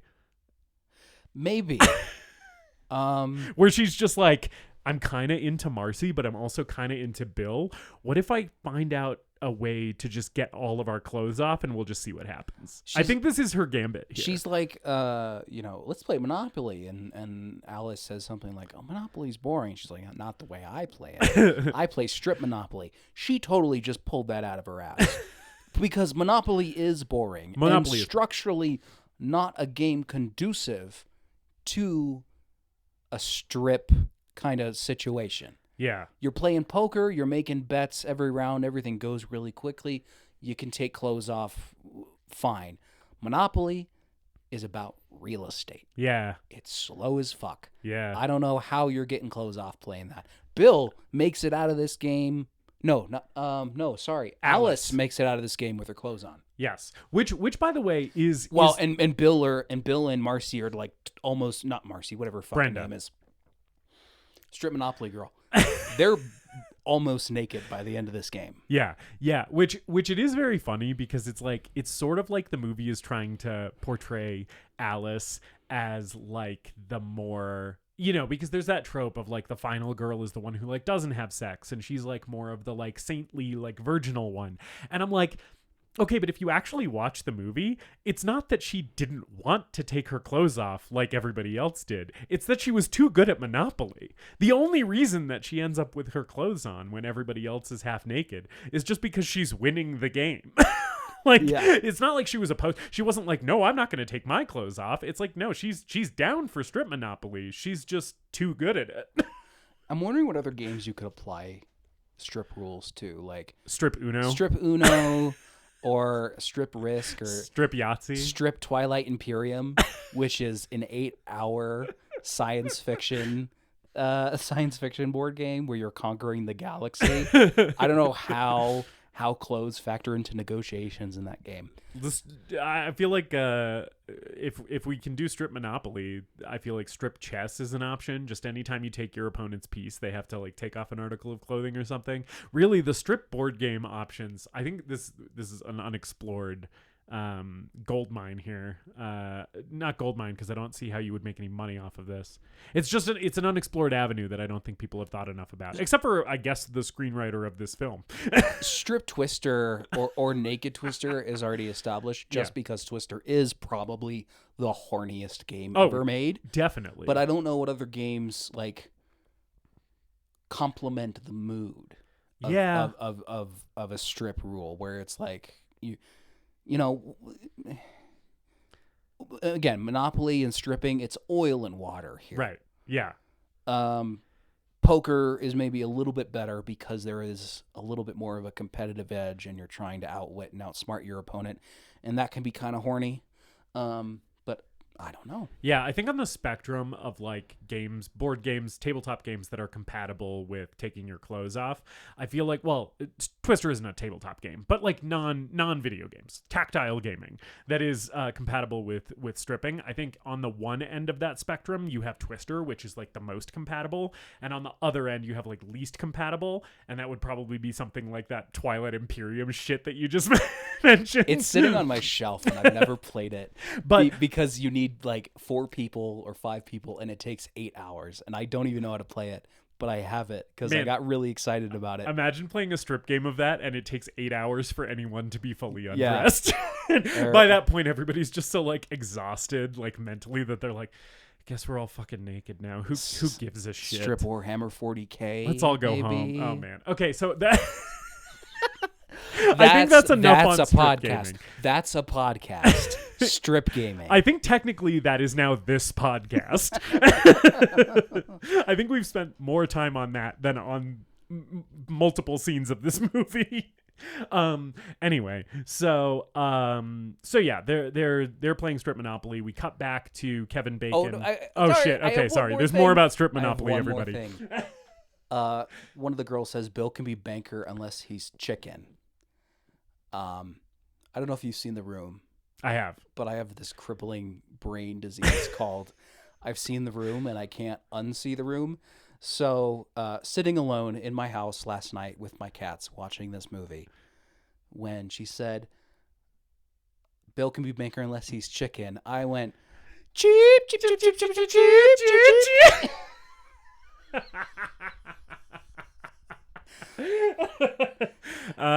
Continue. Terminal Tommy Wiseau brain. Yeah. So speaking of The Room, we then have sort of a The Room-esque sex scene between Jack and Marcy, where it's just holding on it for a really long time. She grabs Kevin Bacon's ass. And her fingers are digging into his ass. Like this was not like on camera minimum required intimacy. She's got a fistful of bacon here. Like, yeah. And she's got some prime bacon just all up in her fingers. And it's a very close-up shot of Kevin Bacon's ass. So you see a very close-up shot of his hog in those swim trunks and a very close-up shot of his ass in this movie as well. Do we see breasts in this movie? Yeah, you see Marcy's. You see Marcy's? Yeah, boobies here. Marcy's little boobies? Yeah, there's boobies here. Okay, because this is comparatively not as horny as I think other slashers get. I agree. So I honestly couldn't remember if we had female nudity in this, because of course a lot of this movie has, I mean, there's sex as part of this movie, but I didn't remember people taking their clothes off quite in the same way that they do in other slashers of the 80s. I'm pretty sure Marcy is the only boobies that we see in this movie, and it's confined to the context of the sex scene. Yeah. There's not like a scene like there is in like a bunch of slashers where just like a girl is in the shower naked or something, you know. We do pan up during this sex scene to see, is it Ned? It's Ned. Dead in the bunk above them. Yeah, they're in bunk beds, and Ned is dead in the top bunk, and they're fucking in the bottom bunk. Yeah, so killed off screen, somehow stuffed into this cabin. Yeah. Lifted by a middle-aged to older woman onto the top bunk of a bunk bed, I guess. Mrs. Voorhees' total strength is unknowable and terrifying. Yes, she is apparently very, very strong. But yeah, so Ned's up there dead. They don't know that he's up there. They finish fucking, and then they're kind of spooning. And Marcy has a line that I thought was funny, which is like she has to get up to go pee, and he's like, "Where are you going?" And she's like, "Oh, to go pee." And he's like, "Oh no, stay." And she's like, "You're lying on my bladder," which is such a funny line because the camera is on both of them fully, and you can see that they are lying next to each other, and he is not on top of her at all, which I'm like, if you have the line "you're lying on my bladder" in the script, just tell the actors to arrange themselves in a way where that is like physically possible. Because it's so clear that he is not lying on any part of her body. I was just like, no, he isn't. Yeah, but that would be an example of good direction. Of directing, yeah. So she goes to pee, and then Bacon goes for that post-coital cigarette, which again, fire hazard. Yeah. Smoking in a bunk. I can't imagine those whatever they've stuffed those beds with. I bet it fucking is so flammable. Right. It's probably just straw. It's probably the original mattresses from when the camp opened in 1935. They haven't It's just been pure changed. asbestos in there.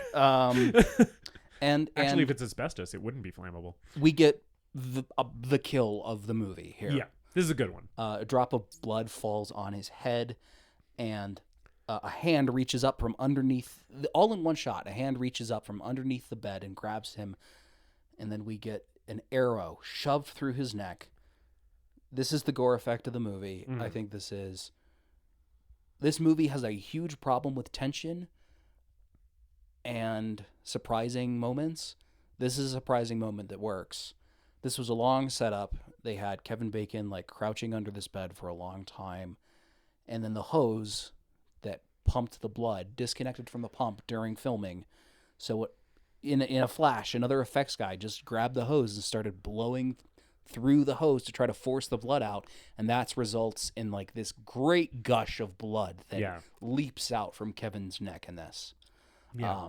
It is a really, really good effect. It is one where if you look closely at it, you will still notice that the skin tone doesn't match on the effect unfortunately. Versus his skin. However, this one shot more in the dark than the other ones where that happens, so it's less noticeable in this one. And yeah, it's the best effect. It's a really, really good effect, and it's the moment of this movie that everybody remembers, right? Yeah.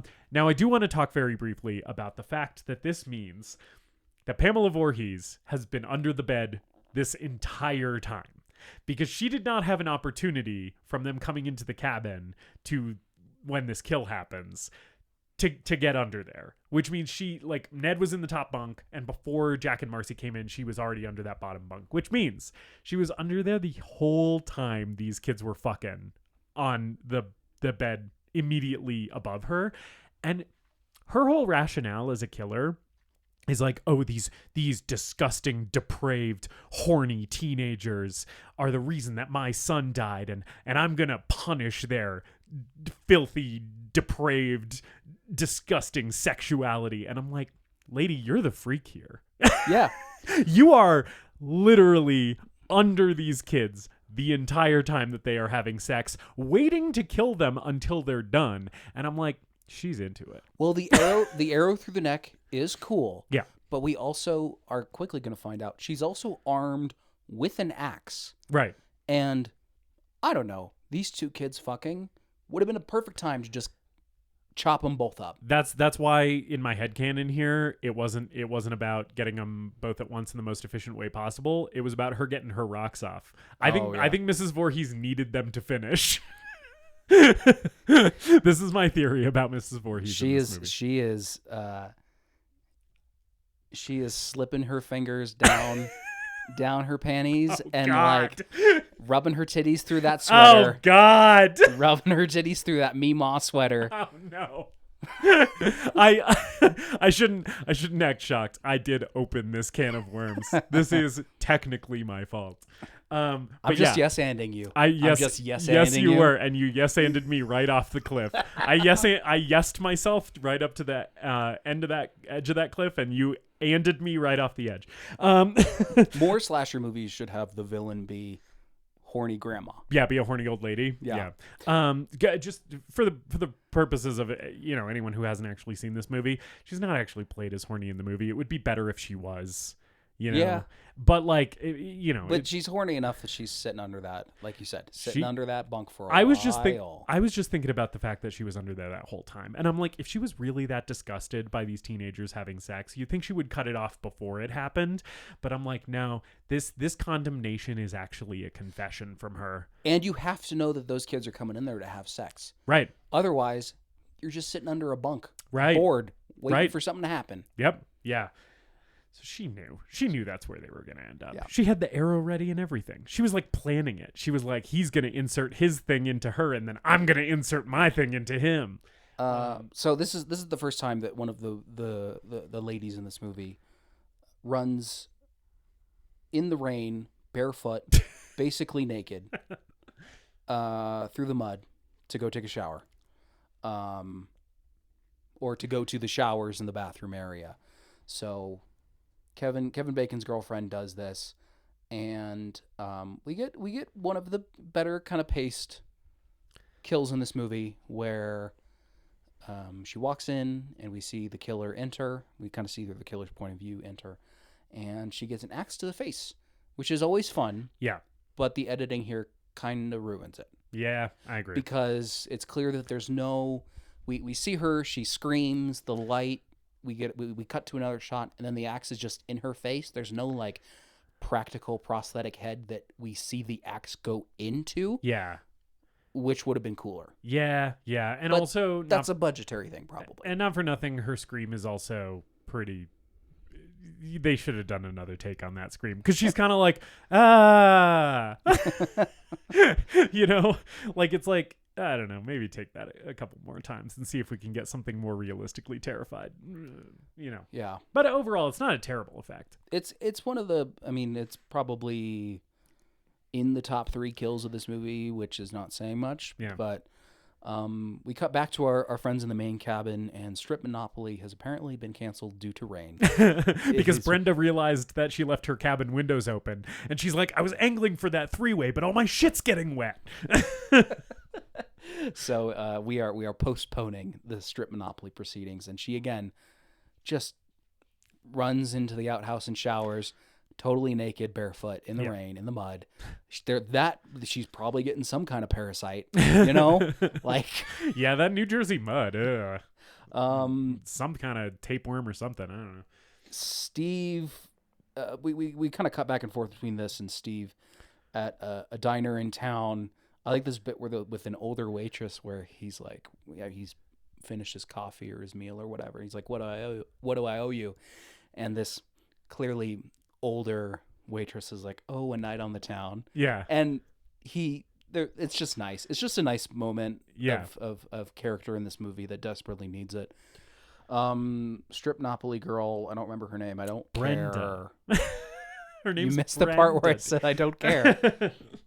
Like I said, she goes into the outhouse and showers. There's kind of a cool shot here where we see the killer's hand is behind a shower curtain. Yes, I did also call this shot out as maybe the best looking thing in this movie, because it's really cool. It's essentially like a shower stall framed by the doorway, because there's like a doorway that leads into the shower area, and there's like one stall that's like perfectly framed by the doorway, and then there's like one of those lights on like a dangly cord that then has like the big kind of circular canopy thing, like kind of an industrial looking light, hanging from the ceiling. And all of it is like, the light is perfectly centered in front of the doorway. The shower stall is perfectly centered in front of the doorway. And it's like all being framed by the doorway, right? So it's just a very aesthetically pleasing image. And then, there's like multiple shots of the shower curtain with nothing. It's just the shower curtain. And then there's the shot that you mentioned where there's a hand on the curtain slowly pulling it back. And it's actually really atmospheric, really creepy, and kind of feels like it's from a much better movie. Yeah.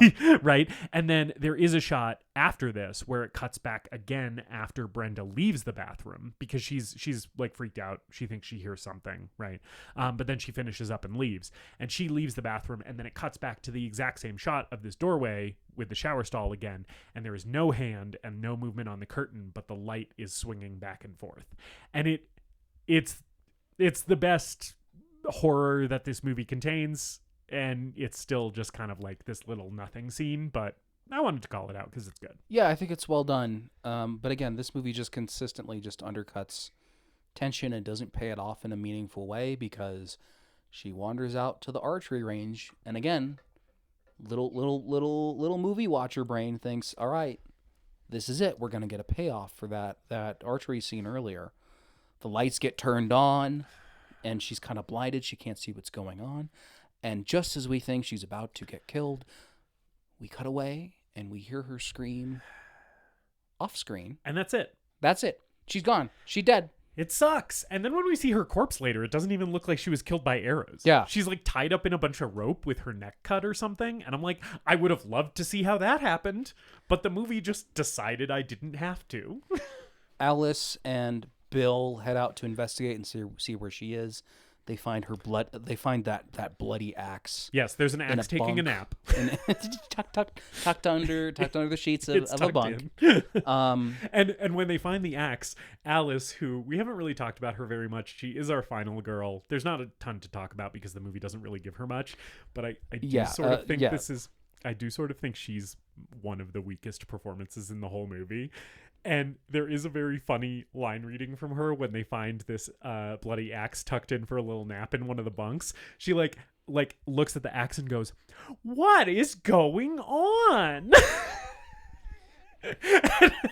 and I was like, that is an insane way to react to a bloody axe being clearly staged by a murderer. This is the first whiff of that any of the characters in this movie have had that maybe something's going on. Yeah. Maybe people are like missing and we maybe should go all our look for friends them. are in danger.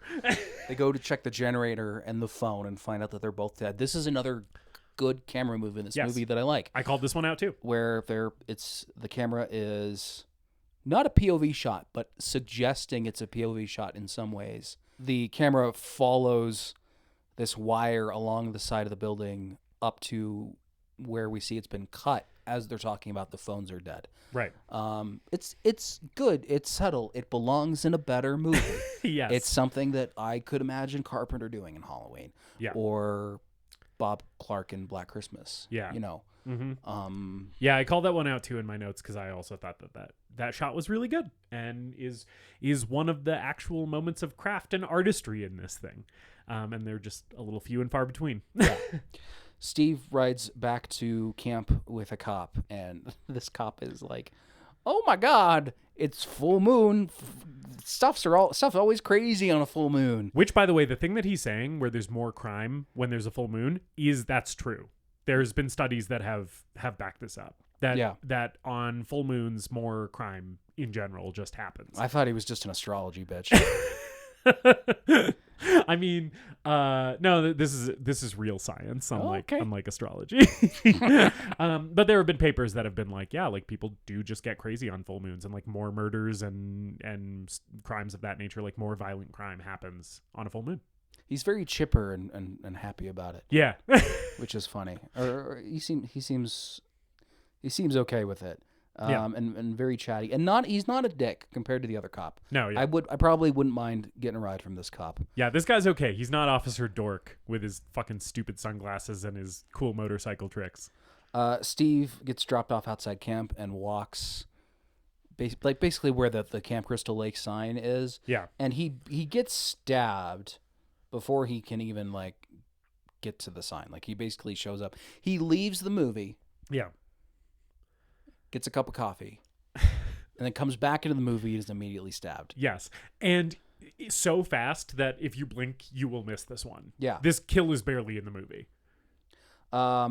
Bill has decided he is going to fix this goddamn generator. Yeah. Because he is a man and we have to fix things. And at this point, dude, just go to sleep. Like, right? So many problems in horror movies could be avoided by just going to take a nap. Yeah. Let's just wait till morning. Let's wait until it's light out. Yeah, I would do that. If it's like, I'm not going to stay up at fucking 11 o'clock at night, 12 o'clock at night, trying to fix this generator at this camp where it is pouring down rain and maybe someone's running around with an axe. We did find a bloody axe tucked in bed. Surely can't be good. I haven't heard from Kevin Bacon in a while. I wonder where he is. Also, who tucked the axe in? Why is the axe taking a nap? Maybe I should just go take a nap. Yeah. And hey, you might not wake up, but also you're not gonna die fixing a generator. You're gonna die warm in bed. Right. I agree. Yeah. But he doesn't do that. He goes out to fix the generator. And then when he goes out to fix the generator, Alice does take a nap because Bill's basically like, oh, just sleep till I get back. And she does. But then she wakes up from a little nightmare and decides to, we referenced this before, make herself a cup of coffee, which we just watch her do in real time with no like tension building music under it. And no real camera moves that are leading us to believe that something might be, in the cabin with her that's going to jump out at any second. It's kind of just a casual scene of her making some coffee. There's a point that happens in bad movies with me sometimes where the movie completely loses me, where I am checked out, I am done, I am not interested in taking in any more of what this movie is trying to give me. And it's called fuck you movie. It's the fuck you movie moment because I say fuck you movie. Watching Alice make a cup of coffee in real time in the third act of a slasher movie, if that's not a fuck you movie moment, I don't know what is. It was a big fuck you movie moment where I was like, all right, let's fucking move it along here. So Alice goes to look for Bill and we get another moment where the movie kind of does something cool. She goes into the generator room to look for him, and the door is open. She doesn't find him. She comes out and swings the door closed, and Bill has been nailed to the door of the room with arrows. He has been made into a human pincushion. Which is... I wanted to see someone get shot with arrows in this movie. Yeah, it's a real crime you don't see anybody get shot with an arrow. But this is a cool reveal. Yeah. Even if we don't actually see him die. Yeah, and Kevin Bacon's at least killed by an arrow, even though it's not shot from a bow. But. Yeah. The theme music kicks in, and we get the kick over a rip off the Jaws theme here. Alice runs back into the main cabin, barricades the door. Again, we see this in real time.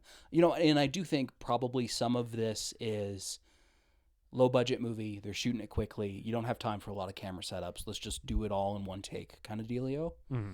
Because she does throw a bunch of chairs and tables and stuff against this door for a long time. She rigs up some kind of rope to keep the door from opening. Mm-hmm. She then just sort of slowly walks into the kitchen against the back wall where the fridge is on the left-hand side of the screen with this big conspicuous window on the right side of the screen, and melodramatically, basically sized, and looks at the camera and goes, "What am I gonna do?" And then on cue, an old lady chucks a fucking body through a window. Mrs. Voorhees just hurls a teenage girl played by an adult woman. Mrs. Voorhees, post that workout. I want to see what kind of lifts you're doing. I want to know the reps. I want to know the weights. What are your macros? Are you doing any? What's your protein? What's the workout like? I think that cable knit sweater is hiding just the most beefy, strong woman physique you've ever seen. Like, I'm pretty sure if she took off that cable knit sweater, she's just got like gigantic, like rippling muscles underneath. She has like Sylvester Stallone in Rambo's forearms. She like veiny and like fucking. She caber tosses this fucking dead bitch into the kitchen. Like she's the strongest man in the world. Like she's at a strongman competition. Yeah, like she's half Thor Bjornsson or some shit. It's just like chucking this girl through this window. And again, Brenda's body is like tied up in ropes, and it's got like a fucking slashed neck and shit. And I'm like, would have been so interesting and cool to see how that happened. Because last I saw her, she was on an archery range. How did she get all tied up in ropes? Guess I'll never fucking know. Yeah, how is Mrs. Voorhees able to do this? How is she teleporting and okay, I gotta go tuck in the axe for bedtime. And now I gotta go over here and take care of archery girl and do this and do that. It's just the pure rage of losing her beloved son fueling her. That's how she's able to work so quickly and efficiently. She's running around this camp like she's Santa Claus, trying to get to every house on Christmas night. She's like, "Oh, I got so many treats in store for these kiddos. They're gonna find the little axe here, and then I'm gonna throw a body through a window there." That is Tom Savini being thrown through that window. Oh, it is? He is dressed up in a wig, which I think is funny. And now Mrs. Alice runs out of the front door of the main cabin, and then Steve's Jeep pulls up, or what she thinks is Steve's Jeep, and Mrs. Voorhees shows up. And wow, we have a new character appearing in the last 15 minutes of this movie. Wonder what she's doing. Wonder what that's about. That's not suspicious at all. That we've sort of talked about how this movie sort of pretends to be interested in having a mystery around who the killer is, but then truly is actually completely uninterested in developing that mystery. And nothing is more abundantly clear, like as an example of that, than this scene where Mrs. Voorhees shows up, pretends to be normal for like 15 seconds, and then is immediately like, "Yeah, I'm the murderer." And I'm like, okay, if she was just gonna say it right away, why isn't she just immediately killing Alice? Like, what is the fucking point of any of this? Yeah. This is Betsy Palmer. She is great in this movie. Yeah, I will God bless Betsy Palmer, because she elevates the last little section of this movie so much. She rescues this movie basically. She really does show up in the last like 10 minutes to be like, I'm here to save the movie. She primarily worked as an actress in the 50s in films. At this point in her career in the 80s, she is most well known for like a regular gig she had on a game show called I've Got a Secret. And she does this, and I think she appears in a couple other low-budget horror flicks over the years based on the success of this. But other than that, she has a pretty sparse career from what it looks like. But she does do a very good job in this movie. It's funny because I've heard her say in interviews that she got the script and thought it sucked. Fair, because it does. But she did it anyway to make money, and she likes acting. And she passed away, I think, in 2015, a few years ago. But she, like a lot of other horror actors who got success off of one role, did the convention circuit for a long time, and really enjoyed her relationship with the fans. Yeah, which is cool. That's good. Which is great. Yeah. And she is by far the best performance of this movie. She is bringing so much to this character that is not in this script. Yes. Yeah. So she shows up. Initially, Alice is like, oh, a nice old lady. She's definitely someone who I can trust and is not the murderer here. But then basically immediately Mrs. Voorhees starts acting crazy. And so Alice is like, maybe I can't trust this lady. And Mrs. Voorhees starts going off about how, oh, my son Jason died here. He drowned. The counselors weren't looking because they were busy fucking like dirty animals.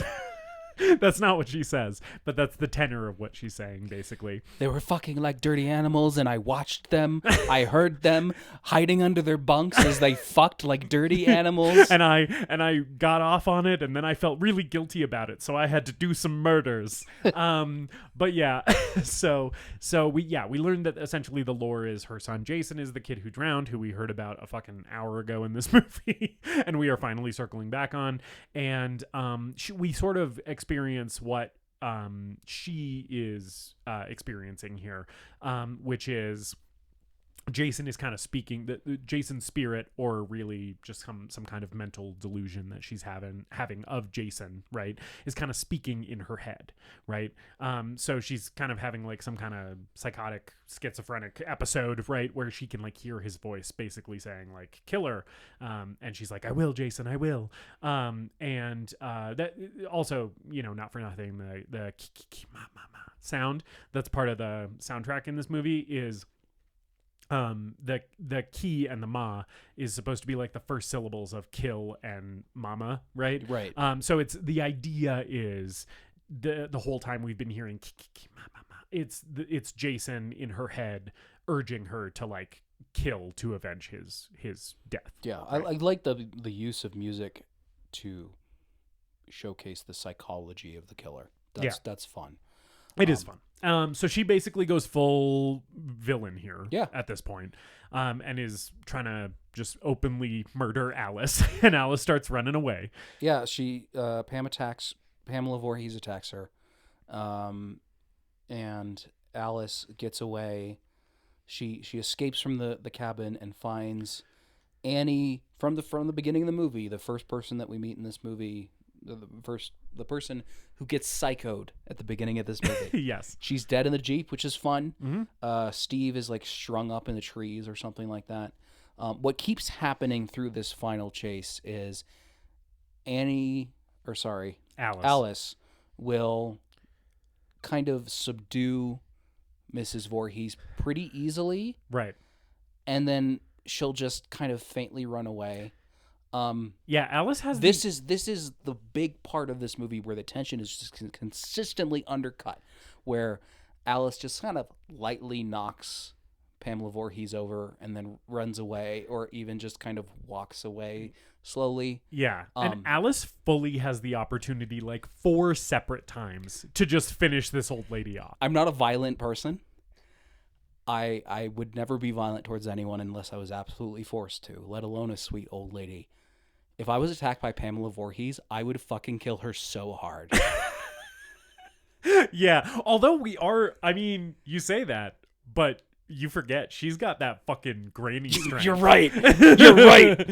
But again, she's not exhibiting it here in these scenes fighting Alice, right? It's like she chucked a lady through a window, and now with Alice, it seems like she cannot overpower her easily. Maybe it's like Popeye strength. Oh, Like she has spinach. She has to eat some spinach, and then she's strong for a brief second. She needs to jerk off to two teens fucking to be at full strength, and it's been a while since she's done that, so she's getting diminished. But yeah, I would demolish this fucking woman. I hate Alice so much that she does not take any sort of opportunity to finish this bitch off. Yeah, I will say it sort of does echo Halloween 78 in a way, because there are a couple moments there as well where Jamie Lee kind of gets the upper hand on Michael Myers, and instead of finishing him off, chooses to run away. However, yes. The reason I have a problem with it here and not in Halloween 78 is because Jamie Lee Curtis is giving a believable performance as someone who is terrified and traumatized. And I'm like, I buy that what she wants to do in this moment is just get away, right? And not go closer to him to check if he's dead. And right? the film has established Michael Myers as like this almost supernatural embodiment of evil. Right. This is an old lady. There is almost, it is not quite a Lovecraftian cosmic horror situation, but there is this sense in that movie that she is literally paralyzed with fear. She cannot comprehend what is happening to her. She does not understand this thing that is chasing her. Yeah. That movie calls Michael Myers in the script and in the credits The Shape. Mm-hmm. And that is what he is in that movie. He is a spectral being of some kind. Not a goofy guy in a mask like he is in the others. This is an old lady. This is an old lady in a sweater. It's an old lady who got bonked over the head, right? And instead of Jamie Lee in this role, you have this actress who I'm sure is a lovely person, but is giving a less good performance playing Alice, right? And it's like, I don't buy that she is terrified for her life as much as I buy that Jamie Lee is terrified for her life. And also, the thing attacking her is not Michael Myers, it's a lady in a cable knit sweater, right? And so every time she overpowers Mrs. Voorhees here, I'm like, fucking finish this. What are you doing? Alice runs into another room, which is like a storeroom for guns, presumably because this camp is a shooting range. She's in a gun room full of guns. Your classic gun room. She grabs a gun. She can't find a bullet for this gun in the room full of guns. So she just starts weakly picking up things and throwing them at her. Like she throws like a... a ball of yarn? A ball of yarn. Yeah, she throws a ball of yarn at her. Finally, Alice subdues her somehow and runs away again to hide in the pantry. Mrs. Voorhees breaks in like she's Jack Nicholson in The Shining. Okay. Well, The Shining came out the same year, so we can't accuse them. Oh, that's fair. We can't accuse them of stealing from The Shining. I weirdly think of The Shining as a 70s movie. It's 1980, my friend. But it is. I mean, it is in the 80s. But I just think of whatever reason it feels like a 70s movie. Yeah, it came out the same year as this. I don't know whether this or Shining came out first, but they did come out the same year. Okay. But I will say this scene where Alice is hiding in the pantry from Mrs. Voorhees. Of this extended chase sequence that is the climax of this film, which I think you've pointed out and I agree with you, has its weaknesses. I do think her hiding in the pantry is kind of the high point for me, because it is a thing where like she's hiding in the pantry, she's kind of cowering. Mrs. Voorhees, you hear her come in and then you hear her kind of walk around and then you hear a door shut and Alice is like, oh, maybe that was her leaving. And she kind of like has a breath here where she's like, okay, maybe I'm safe. And then the doorknob starts to turn. Yes, the doorknob starts to turn and it is kind of creepy and effective. Yeah, this is a good part. Yeah. And Mrs. Voorhees is swinging around a machete here. I don't know that she was earlier. Yeah. And she busts through the door. Here's Johnny. Yeah. Alice whacks her in the head with a frying pan. And, I mean, look, just cave her skull in already. Just hit her one or two more times with that frying pan and problem solved. I think that's a cast iron frying pan. It is. Those bitches are heavy. Yeah. Just kill her. But instead, Alice gets sad and wanders down slowly to the lake And to be sad in a canoe. decides to kneel in front of the lake as if she is saying a prayer about the old lady that she just hit over the head with a cast iron pan or some shit. I don't know what she's doing here. It's incomprehensible to me. I'm like, there is a crazy woman trying to kill you. What the fuck are you doing? Stop kneeling and looking at a dark lake. So, of course, because Alice is the fucking worst, Yeah. Mrs. Voorhees sneaks up behind her and attacks her. They wrestle on the beach, which is... There's this moment where Mrs. Voorhees is, like, on top of Alice, and she's slamming her head into the dirt. That was good. There is also a good moment earlier where at one of the points where Mrs. Voorhees kind of gets Alice cornered, she doesn't have a weapon at some point earlier in the chase, and she's just slapping her a bunch. Which I like. That she's just like, smack, smack, smack. I think she might be whipping out that secret strength at this part, because I would, again, I would easily throw this old woman off of me. Yeah. And they wrestle a little bit, and Alice goes for that machete, and everything cuts to slow motion, and we get some old lady decapitation. Yes. I think maybe it's around here in this final struggle is the moment of the sound design that I wanted to call out from earlier, where there is a moment. Oh, okay. There is a moment in this, I think it's this final sequence on the beach. Maybe it's a little earlier. But there are moments where the camera is cutting to Betsy Palmer as Mrs. Voorhees, and it's like just her face in frame, and it's not killer POV, and we're hearing that and I thought that was good because it is a cue from the movie, bringing it back to like, we have heard this noise as like a killer POV noise, and now we're seeing the killer, and the motif is repeating. And I just thought it was like kind of a cool, fun use of that sound design that I wanted to call out as a positive thing in this movie. But yes, so now we can get to the big thing that we're about to talk about. So Mrs. Voorhees gets her head cut off, and it's pretty great. She gets decapitated. It's another one of the good effects in this movie. One of the better effects in this movie. Yeah. And pretty fucking hard way to end this movie. Yeah. The theme music changes to more of like a kind of a tranquil synth. Wait, hold on. Oh wait, what? What are we forgetting? Because we got to talk about something about this decapitation. Okay. Which is, she gets her head cut off, and then her hands are up, and she's doing like, no, like hand movements. And I believe these are Tom Savini's hands, but it's supposed to be Mrs. Voorhees' hands, and these hands are hairy as hell. I didn't notice, but which means it does make sense. In the world of this film, this is just a hairy ass old lady. Sorry, I really wanted to mention the hands because it was so wild to me that like she gets her head cut off and is raising her hands as if to say, "Curse you and all of your offspring." Anyway, and they're hairy as hell because those are Savini hands, I believe. I didn't notice the hairy hands, but I guess again at this point I was just checked out of this movie. Fair enough. I saw her head cut off and I was like, okay, cool, yay! And then I was just like, I'm gonna go to sleep until we meet Jason. Yeah. She drifts out onto the lake with this really, really great synth music. This is the one part of the movie where the music is intentionally misleading the audience. Mm-hmm. And you think the credits are about to roll.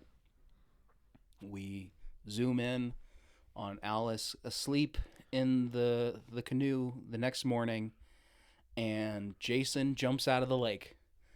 And Jason, I don't think this is mentioned in the backstory that Mrs. Voorhees gives.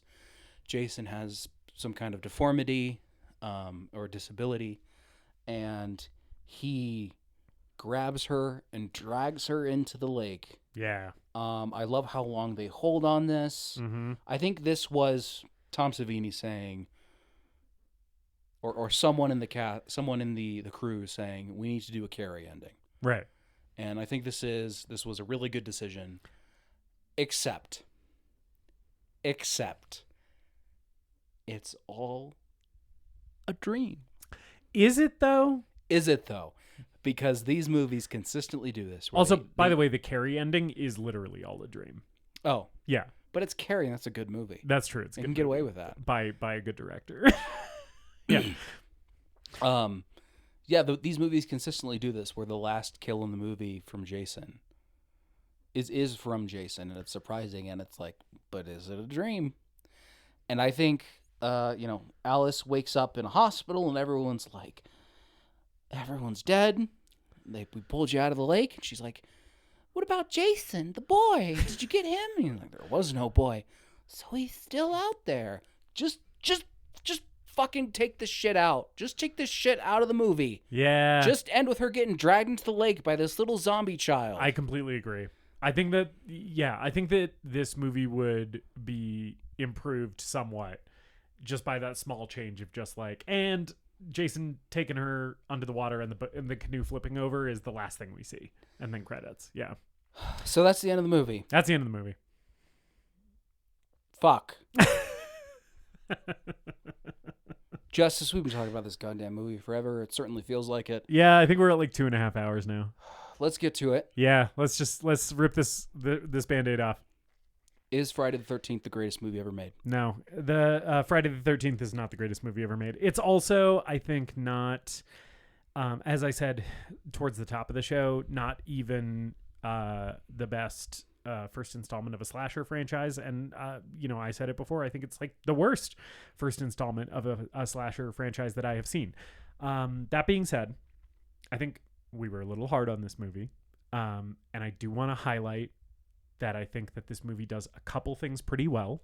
I think it paces out its kills pretty well, like I said before. I think there's some good sound design.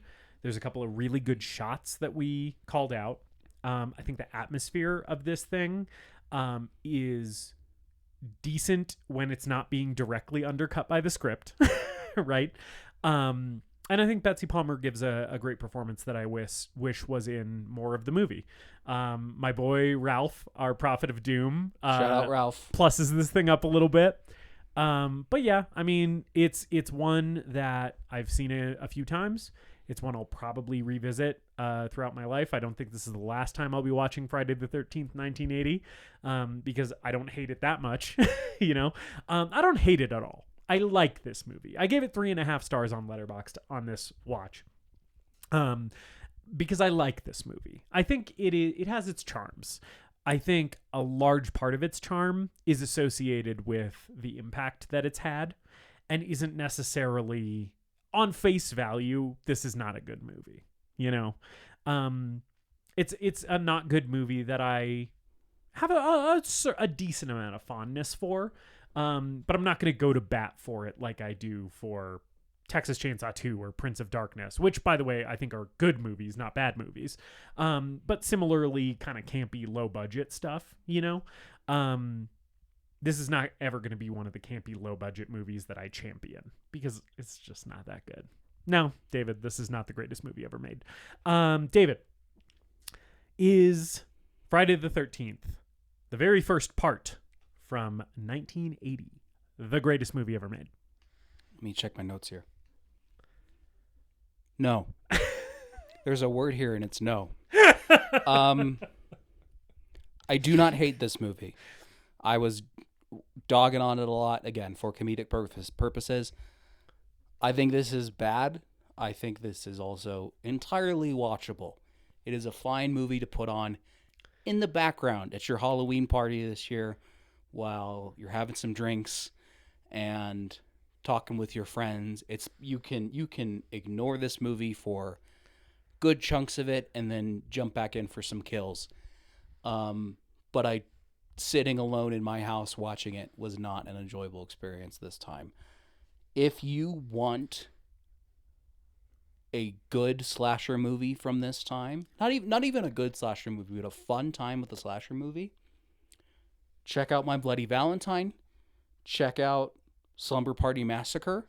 Check out The Burning, which I mentioned at the top of the show. Check out Sleepaway Camp. I think what you want if you want a campiness from your slasher, if you want cool kills from your slasher, if you want fun characters and fun moments from your slasher, if you even want some fun teen movie stuff, kids getting horny and love triangles and bullies and nerds and jocks at a summer camp or at a high school or whatever, those movies will give you that better than Friday the 13th. 100%. I agree with you, especially about Slumber Party Massacre. Slumber Party Massacre is one of my favorite slasher movies of all time. That movie fucking rocks. I disagree with you about Sleepaway Camp. Sleepaway Camp is fucking dog shit, and it's worse than this movie. Stay tuned for our Sleepaway Camp episode. I would watch Sleepaway Camp 10 times before I would watch this movie again. If I tried to watch Sleepaway Camp 10 times, I would fall asleep 8 of those times. And I think the other thing is all of those movies, the fun ideas like this has about Pamela Voorhees, casting the killer as a woman who's grieving the death of her son. Some of those fun little bits that they add to the killers in those movies are more interesting than what's developed here. Yeah. So no, I do not think Friday the 13th is the greatest movie ever made. It's fine, all well and good if you like it. If you are a fan of this franchise, it led to a wildly successful franchise. So don't listen to two fucking idiots tell you whether or not you like a movie. It's perfectly fine to like this movie. However, if you think this is the best slasher movie ever made, you're wrong. You're totally wrong. You're incorrect. You're absolutely wrong. So that wraps up the second episode of our Halloween Horrorthon. We are trucking along more with more spooks and thrills next week. We're welcoming our friend Tony Machete to the podcast, and he has given us a movie I have never heard of. Yeah, same. To talk about. I got no fucking clue what we're about to watch. Nobody Sleeps in the Woods Tonight 2, directed by Bartosz M. Kowalski. I maybe said that wrong. That's the first time I've read it aloud. So, let us know what you think about Friday the 13th, and join us next week for our next installment of the Halloween Horrorthon. Thank you all for listening. Tell your friends, tell your enemies, tell your lovers, tell your ex-lovers. And with that, Justus, I think there's only one thing to say. Yeah, and that thing is later, dipshits. It's almost time, kids. The clock is ticking. Be in front of your TV sets for the Horrorthon. We hope you enjoyed this episode of The Greatest Movie Ever Made. Please remember to leave us a rating and a review, and to subscribe to the show wherever you listen. We appreciate you supporting the show and spreading the word. Tell your friends to listen, tell your enemies to listen, tell your mom to listen. If your neighbor has an unsecured Bluetooth speaker, connect to it and play an episode. You can follow us on social media at TGMEM_podcast, and if you've got a movie that you want us to talk about, send us an email at thegreatestmoviepodcast@gmail.com. Okay, that's all for now. We hope you beautiful people all come back next week for another episode.